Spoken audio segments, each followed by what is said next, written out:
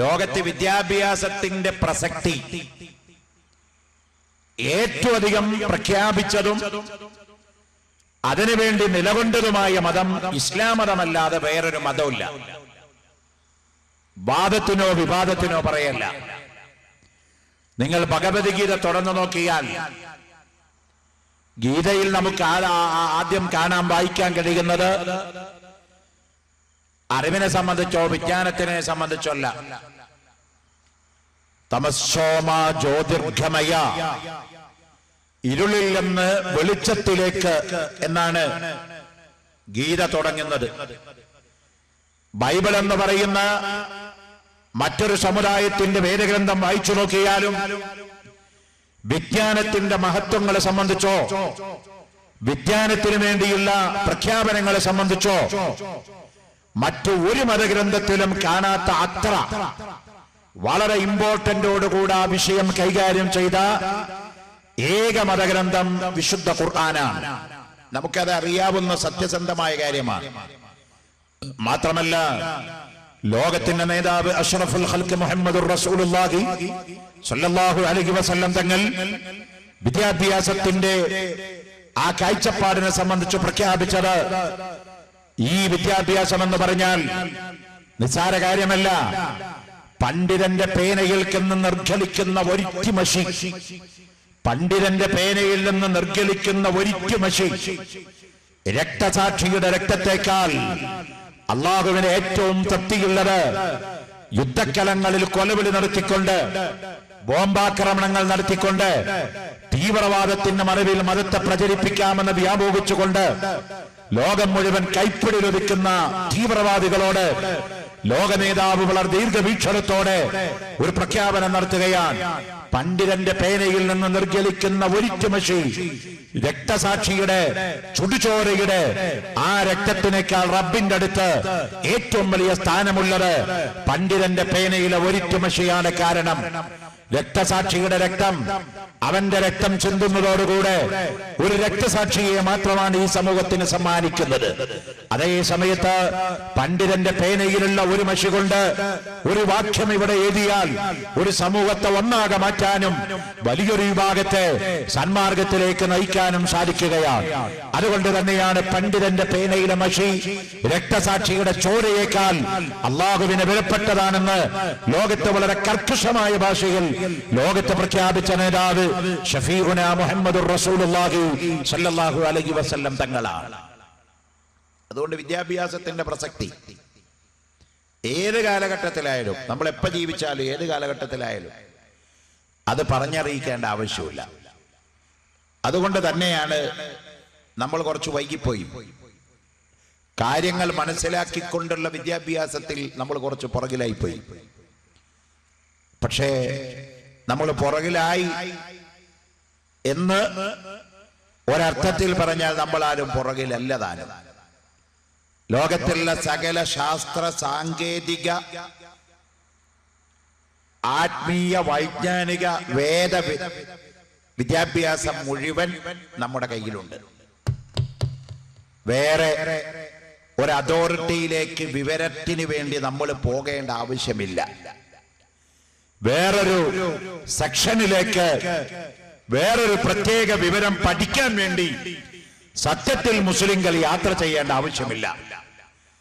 നമ്മുടെ കയ്യിൽ എഞ്ചിനീയറിംഗ് ഉണ്ട്, നമ്മുടെ കയ്യിൽ ഗോളശാസ്ത്രമുണ്ട്, നമ്മുടെ കയ്യിൽ സാഹിത്യമുണ്ട്, നമ്മുടെ കയ്യിൽ അതുപോലെ തന്നെ സംസ്കാരമുണ്ട്, നമ്മുടെ കയ്യിൽ ടെക്നോളജിയുണ്ട്. നമ്മുടെ കയ്യില് ഇല്ലാത്ത ഒറ്റ വിദ്യാഭ്യാസവും ലോകത്ത് ഇന്ന് ഉടലെടുത്തിട്ടില്ല, ഉടലെടുക്കാൻ സാധ്യമല്ല.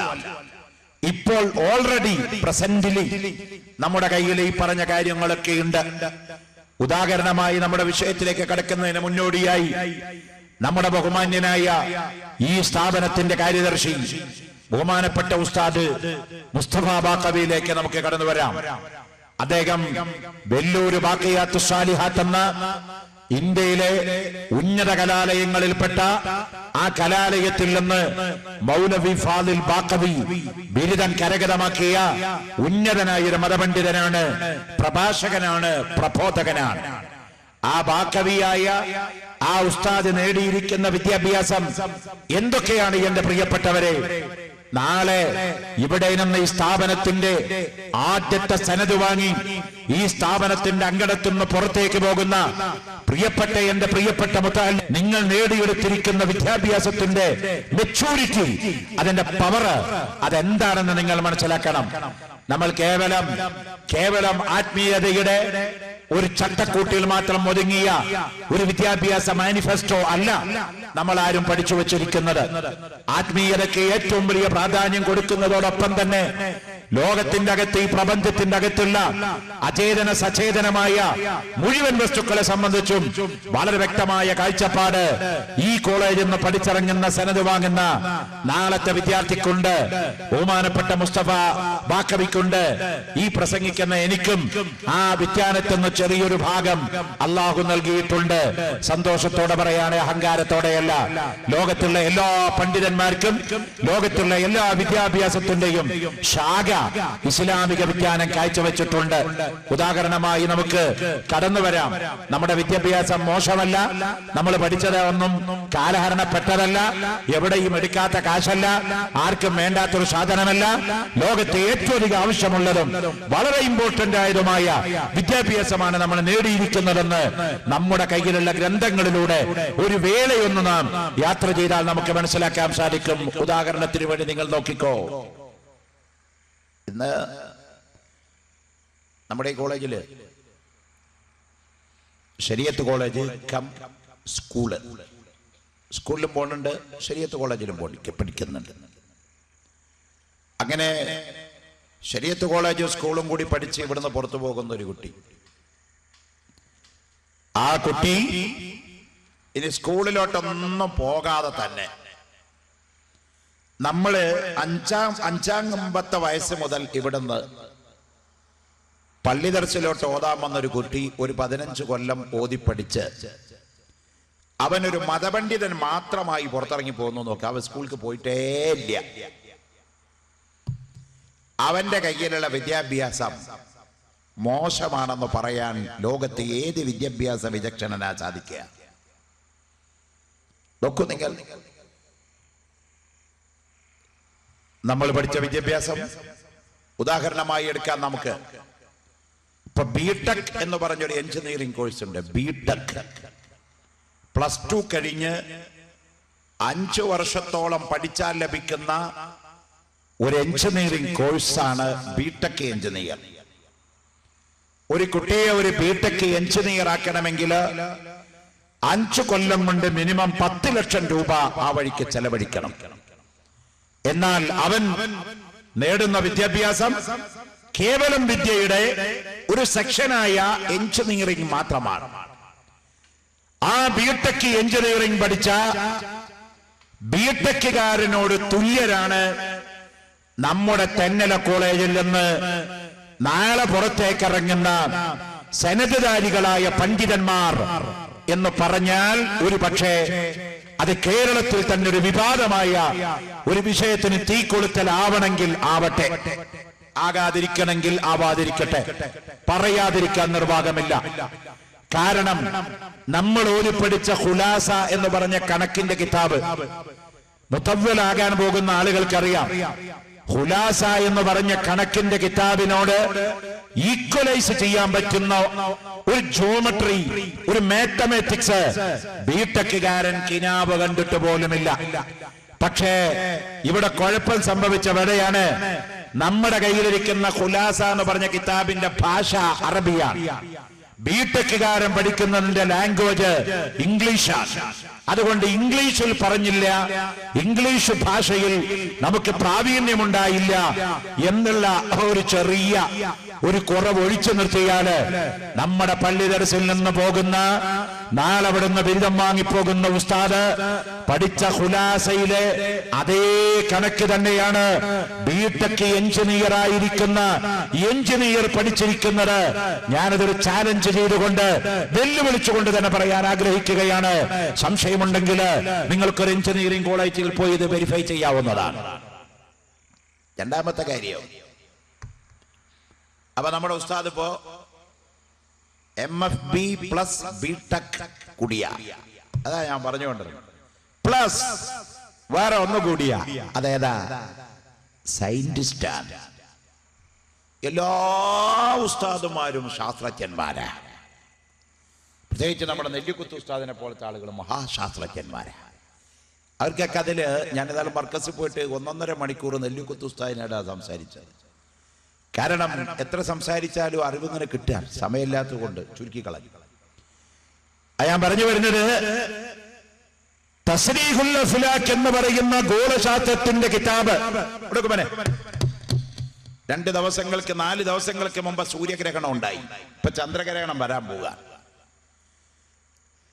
ഒരു തസ്രീഹുൽ അഫ്ലാഖ് ഓതിയ മുസ്ലിയാർക്ക് വളരെ നേരത്തെ തന്നെ പറയാൻ പറ്റും ചന്ദ്രഗ്രഹണം എന്നുണ്ടാവുമെന്ന്. പക്ഷെ നമ്മുടെ മുസ്ലിയാക്കന്മാര് പ്രഖ്യാപിക്കാറില്ല, പ്രവചിക്കാറില്ല. ഇടപെടണം എന്നാ ഞാൻ പറയണേ, ഇടപെടണം. പിന്നെ എന്തിനാ ഈ തസ്രീഹുൽ അഫ്ലാഖ് ഓതിയത്? എന്തിനാ ഇമാമ നിൽക്കാൻ നമുക്ക് തസ്രീഹുൽ അഫ്ലാഖിന്റെ ആവശ്യമുണ്ടോ? ഖബറിന്റെ അടുത്ത് പോയി ദ്വാരക്കാൻ ഖുലാസയുടെ ആവശ്യമുണ്ടോ? ഒരു മട്ടത്രികോണത്തിന്റെ വ്യാസം അറിയണോ ഖബർ ഒഴിക്കാൻ? ഒരു സമഭുജ സാമാന്തരികത്തിന്റെ ആ കോണിന്റെ വ്യാസാകൃതി അറിയണോ നമുക്ക് ഖബർ ഒഴിക്കാൻ? ഈ നിലയ്ക്ക് നമ്മുടെ വിദ്യാഭ്യാസത്തെ ഒരു അപഗ്രഥനം ചെയ്താൽ, എന്റെ പ്രിയപ്പെട്ടവരെ, നമ്മുടെ കയ്യിലിരിക്കുന്ന വിദ്യാഭ്യാസം ലോകത്തിലെ ഏറ്റവും പെർഫെക്റ്റ് വിദ്യാഭ്യാസമാണ്. യാതൊരു സംശയവും അക്കാര്യത്തിലില്ല. അവ നമ്മുടെ ഉസ്താദ് ഒരർത്ഥത്തിൽ സയന്റിസ്റ്റാണ്. ഈക്വൽ വേറെയും കൂടെയുണ്ട്. നിങ്ങൾ നാളെ പഠിച്ചു പുറത്തിറങ്ങിപ്പോണ നമ്മുടെ ഉസ്താദുമാര് LLBക്ക് സമാനമുള്ള അഡ്വക്കേറ്റ്സ് ആണ്. LLBക്ക് സമാനമുള്ള അഡ്വക്കേറ്റ്സ് ആണ്, വക്കീലന്മാരാണ്. നമ്മുടെ എല്ലാ ഉസ്താദുമാർക്ക് ഈ കഴിവുണ്ട് കേട്ടാ. പക്ഷെ ആരും അത് ഉപയോഗിക്കുന്നില്ല. അതൊറ്റ കുഴപ്പമേ ഉള്ളൂ. എവിടെയാണത്? നിങ്ങൾ ഓതിയിട്ടില്ലേ ശറഹു തഹ്ദീബ് എന്ന് പറഞ്ഞൊരു കിതാബ്? അതിന്റെ മേലെ ഖുതുബി എന്ന് പറഞ്ഞു വേറെ കിതാബ്. ഞാൻ വളരെ പ്രമാദമായ 2 പറഞ്ഞു. അതിൽ ബന്ധപ്പെട്ട ഒരുപാട് വേറെ പറയാം. എന്തിനാ ഈ ശറഹു തഹ്ദീബും ഖുതുബിയൊക്കെ ഓതിയത് മോനെ? കുല്ലു ഇൻസാനിൻ ഹയവാനും, എല്ലാ മനുഷ്യന്മാരും ജീവനുള്ളവരാണ്. എല്ലാ ജീവനുള്ളവരും മനുഷ്യന്മാരല്ല.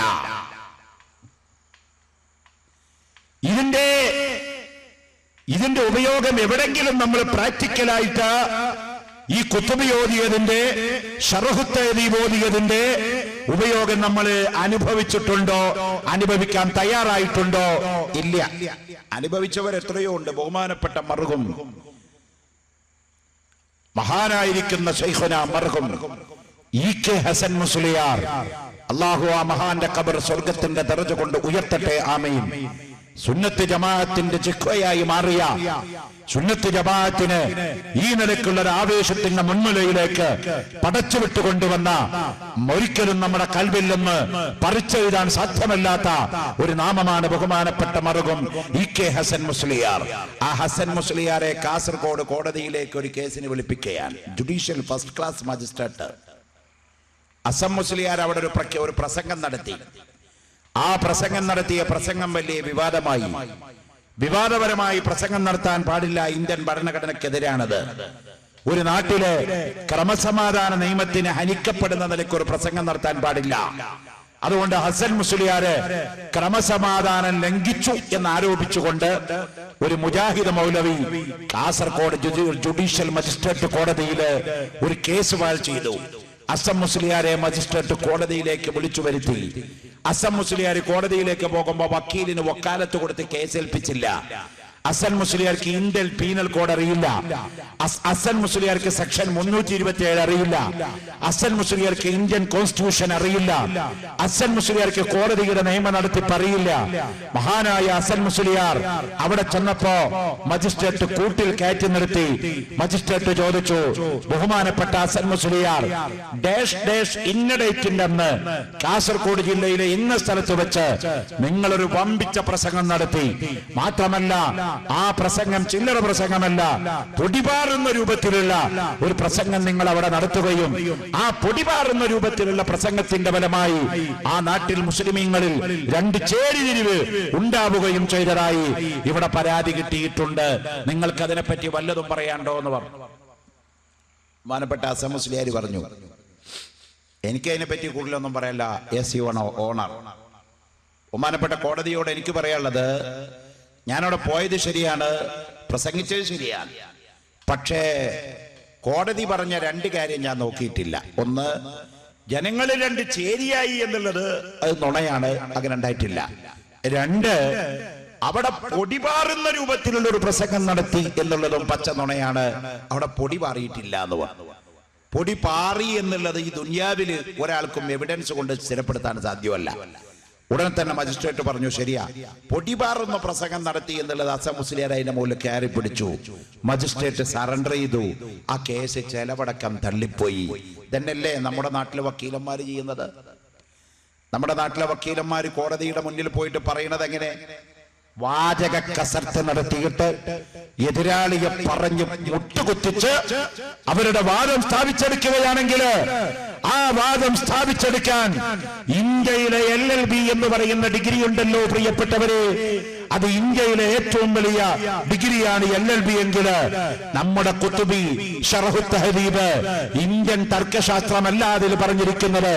ലോകത്തെ ഏറ്റവും വലിയ പ്രമാദമായിരിക്കുന്ന ഗ്രീക്ക് തർക്കശാസ്ത്രത്തെ അപഗ്രന്ഥിച്ചെഴുതിയ ഈ കിതാബ് നമ്മൾ വേണ്ടുവോളം ഉപയോഗപ്പെടുത്തിയാൽ ഈ ഇരിക്കുന്ന സക്കാഫിക്കും ബാക്കവിക്കും നാളെ അവിടുന്ന് പുറത്തിറങ്ങുന്ന പണ്ഡിതന്മാർക്ക് സുപ്രീം കോടതിയിൽ പോയിട്ട് വേണമെങ്കിലും കേസ് വാദിക്കാനുള്ള വിവരം നിങ്ങളുടെ കയ്യിൽ തരുന്ന വിദ്യാഭ്യാസമാണ് ഇസ്ലാമിന്റെ വിദ്യാഭ്യാസം. അപ്പൊ ആക്ച്വലി നമ്മുടെ ഉസ്താദുമാരൊക്കെ അഡ്വക്കേറ്റുമാരാ, നമ്മുടെ ഉസ്താദുമാരൊക്കെ സയന്റിസ്റ്റുമാരാ, നമ്മുടെ ഉസ്താദുമാരൊക്കെ ബിടെക് എഞ്ചിനീയർമാരാ. ഇനി നമ്മുടെ ഉസ്താദുമാരോ 1ാം നമ്പർ സാഹിത്യകാരന്മാരോ. ചിലർ പറയാറുണ്ടല്ലോ, ഈ മുസ്ലിയാക്കന്മാർക്ക് ഭാഷ അറിയില്ല, മലയാളം തന്നെ ശരിക്കും സംസാരിക്കാൻ കൊള്ളത്തില്ല എന്നൊക്കെ പറഞ്ഞു ചേർക്കുന്ന കുറെ ആളുകൾ. മലയാളം അറിയില്ല അവർക്ക്, ഇംഗ്ലീഷ് അറിയില്ല.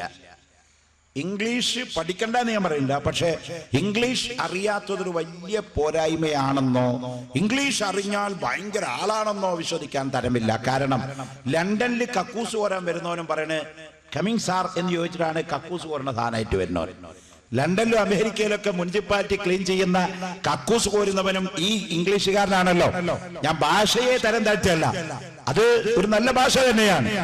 ലോകത്തെ ഏറ്റവും അധികം ആളുകൾ സംസാരിക്കുന്ന ഭാഷ ഇംഗ്ലീഷ് അല്ല കേട്ടോ. ലോകത്തെ ഏറ്റവും അധികം ആളുകൾ സംസാരിക്കുന്ന ഭാഷ ചൈനീസ് ഭാഷയാണ്. സെക്കൻഡ് ലാംഗ്വേജ് ആണ് ഇംഗ്ലീഷ്. ലോകത്തെ രണ്ടാമത് ഏറ്റവും അധികം ആളുകള് വിനിമയത്തിന് വേണ്ടി ഉപയോഗിക്കുന്ന ഭാഷ മാത്രമേ ഇംഗ്ലീഷ് ആകുന്നുള്ളൂ. ആവട്ടെ, നമ്മളൊക്കെ അത് പഠിക്കണം.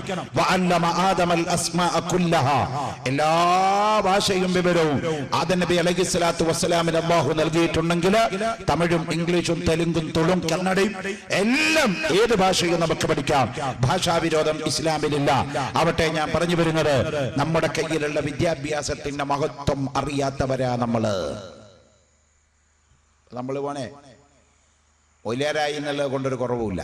ഞാൻ നേരത്തെ അവിടെ പ്രസംഗിച്ചത് ബഹുമാനപ്പെട്ട മാനുവാജിയും മറ്റു പ്രസംഗികന്മാരൊക്കെ പറഞ്ഞല്ലോ, സംസ്ഥാന ഗവൺമെന്റിന്റെ പിന്നാക്ക വിഭാഗ കമ്മീഷൻ അംഗമായി ഗവൺമെന്റ് എന്നെ തെരഞ്ഞെടുത്തു. ഇവിടെ പറഞ്ഞത് ന്യൂനപക്ഷ കമ്മീഷൻ, അത് ശരിയല്ല. ന്യൂനപക്ഷം എന്ന് പറഞ്ഞാൽ മുസ്ലിങ്ങളും ക്രിസ്ത്യാനികളും പിന്നെ സിഖുകാരും മാത്രമേ പെടും. ഇത് പിന്നാക്ക വിഭാഗ കമ്മീഷൻ എന്ന് പറഞ്ഞാൽ ഈ കേരളത്തിലെ 2.25 കോടി ജനങ്ങളെ പ്രതിനിധാനം ചെയ്യുന്ന ഒരു കോടതിയാണ്. ആ കോടതിയിലെ ഒരു ജഡ്ജിയായിട്ടാണ് ഗവൺമെന്റ് എന്നെ വെച്ചിരിക്കുന്നത്. ലോകായുക്ത മനുഷ്യാവകാശ കമ്മീഷൻ പോലത്തെ ഒരു കോടതിയാണ്. ആ കോടതിയിലെ ഒരു ജഡ്ജിയായിട്ടാണ് ഗവൺമെന്റ് എന്നെ വെച്ചത്. ഞാൻ സാധാരണ വിചാരിച്ച് ഹജ്ജ് കമ്മിറ്റിയിലും വഖഫ് ബോർഡിലൊക്കെ ഉള്ള ഒരു മെമ്പറാവും. അവിടെ ചെന്നപ്പോ എന്താ ഹജ്ജ് കമ്മിറ്റിയിൽ എന്താ പറയുന്നത് നമുക്കറിയാം, വഖഫ് ബോർഡിൽ എന്താ പറയുന്നത് നമുക്കറിയാം, നമ്മുടെ ഫീൽഡാണ്. പക്ഷെ ഞാൻ അവിടെ ആ കോടതിയിൽ ചെന്നപ്പോഴാണ് എനിക്ക് ഏൽപ്പിക്കുന്ന ഉത്തരവാദിത്വം ഭയങ്കര ശക്തമാണെന്ന് അറിഞ്ഞത്. കേരള ഹൈക്കോടതിയിലെ ജസ്റ്റിസിന്റെ മുമ്പിൽ ഞാൻ പോയി സത്യപ്രതിജ്ഞ ചെയ്തപ്പോഴാണ് ഞാൻ പഠിച്ചതല്ല ഇവിടെ വേണ്ടത് വേറൊരു അറിവാണെന്ന് ബോധ്യപ്പെട്ടത്. പക്ഷെ ഞാൻ അല്ലാഹുവാണ് സത്യം, അവന്റെ ഹബീബാണ് സത്യം. ഈ മജ്ലിസിൽ പറയാണ്, എനിക്ക് യാതൊരുവിധ കുലുക്കും ഉണ്ടായില്ല. കാരണം ഞാൻ 1981 SSFന്റെ മെമ്പർഷിപ്പിൽ വളർന്നു വന്ന ഒരു മുസ്ലിയാരാണ്. 1981 ഞാൻ SSFന്റെ യൂണിറ്റ് കമ്മിറ്റിയുടെ സെക്രട്ടറിയാണ്. 1984 ഞാൻ SSFന്റെ ഞങ്ങളുടെ തലപ്പള്ളി താലൂക്കിന്റെ പ്രസിഡന്റാണ്. 1989 SSFന്റെ ജില്ലാ പ്രസിഡന്റായി. 990 SYSന്റെ ജില്ലാ സെക്രട്ടറിയായി. 93 സമസ്തയുടെ തൃശൂർ ജില്ലാ സെക്രട്ടറിയായി. അങ്ങനെ ചെറുപ്പം മുതല് SSFിലൂടെ വളർന്നു വന്ന്, അന്ന് SBS ഇല്ല, SBS ഒക്കെ പിന്നീടാണ് ഉണ്ടായത്, അന്ന് SSF മാത്രമേ ഉള്ളൂ. അങ്ങനെ ചെറുപ്പം മുതലേ SSFിലൂടെ വളർന്നു വന്ന് സംഘടനാ രംഗത്തിലൂടെ കയറി വന്ന് നമ്മുടെ മഹാന്മാരായ ഉസ്താദുമായി ബന്ധപ്പെട്ട് മർക്കസു സഖാഫത്ത് സുന്നിയയിൽ നിന്ന് ബഹുമാനപ്പെട്ട ശൈഖുന കാന്തപുര ഉസ്താദിന്റെ കീഴിൽ 2 വർഷക്കാലം മർക്കസിൽ പഠിക്കാൻ കഴിഞ്ഞ ആ ഒരൊറ്റ ഭാഗ്യവും മാത്രമാണ് എന്റെ കൈമുതലായി അവിടെ ഉണ്ടായിരുന്നത്. ഞാൻ അവിടെ സത്യപ്രതിജ്ഞ ചെയ്ത് ആ കോടതിയിൽ സിറ്റിംഗിന്റെ ആദ്യത്തെ കേസ് തന്നെ എനിക്ക് കിട്ടുന്നത് കാസർഗോഡ് ജില്ലയിലെ ഉപ്പളയിലെ ഹനഫി വിഭാഗത്തിൽപ്പെട്ട തുർക്കാർ എന്ന് പറഞ്ഞൊരു വിഭാഗമുണ്ട്. ഉപ്പള എന്ന് പറഞ്ഞ സ്ഥലമുണ്ട് കാസർഗോഡ് ജില്ലയിൽ. അവിടെ ഹനഫി ബസാർ എന്ന് പറഞ്ഞൊരു അങ്ങാടി തന്നെ ഉണ്ട്. ഹനഫികള് അവര് പറയുന്ന ഒരു പേരാണ് തുർക്കാർ. അവരെ മുസ്ലിം സമുദായത്തിന്റെ ആനുകൂല്യങ്ങൾ നൽകാതെ തടയപ്പെട്ടുകൊണ്ട് കിടക്കുന്നത് 16 കൊല്ലമായി. അവർക്ക് മുസ്ലിമീങ്ങളുടെ ആനുകൂല്യം നൽകാറില്ല. കാരണം എന്താണെന്നറിയോ? നമ്മളൊക്കെ സ്കൂളിൽ ചേർക്കുന്ന സമയത്ത് നിങ്ങളൊക്കെ സ്കൂൾ സർട്ടിഫിക്കറ്റ് എടുത്തു നോക്കിയാൽ റിലീജിയൻ എന്ന് പറഞ്ഞൊരു കോളം കാണാം. റിലീജിയൻ എന്ന് ചോദിച്ചെടുത്ത് നമ്മൾ സാധാരണ എഴുതാറുള്ളത് ഇസ്ലാം എന്നാണ്. നിങ്ങളുടെ മതം ഏത്? ഇനി അപ്പുറത്ത് വീണ്ടും ചോദിക്കുന്ന കോളത്തിൽ നമ്മൾ എഴുതാറുള്ളത് മുസ്ലിം എന്നാണ്.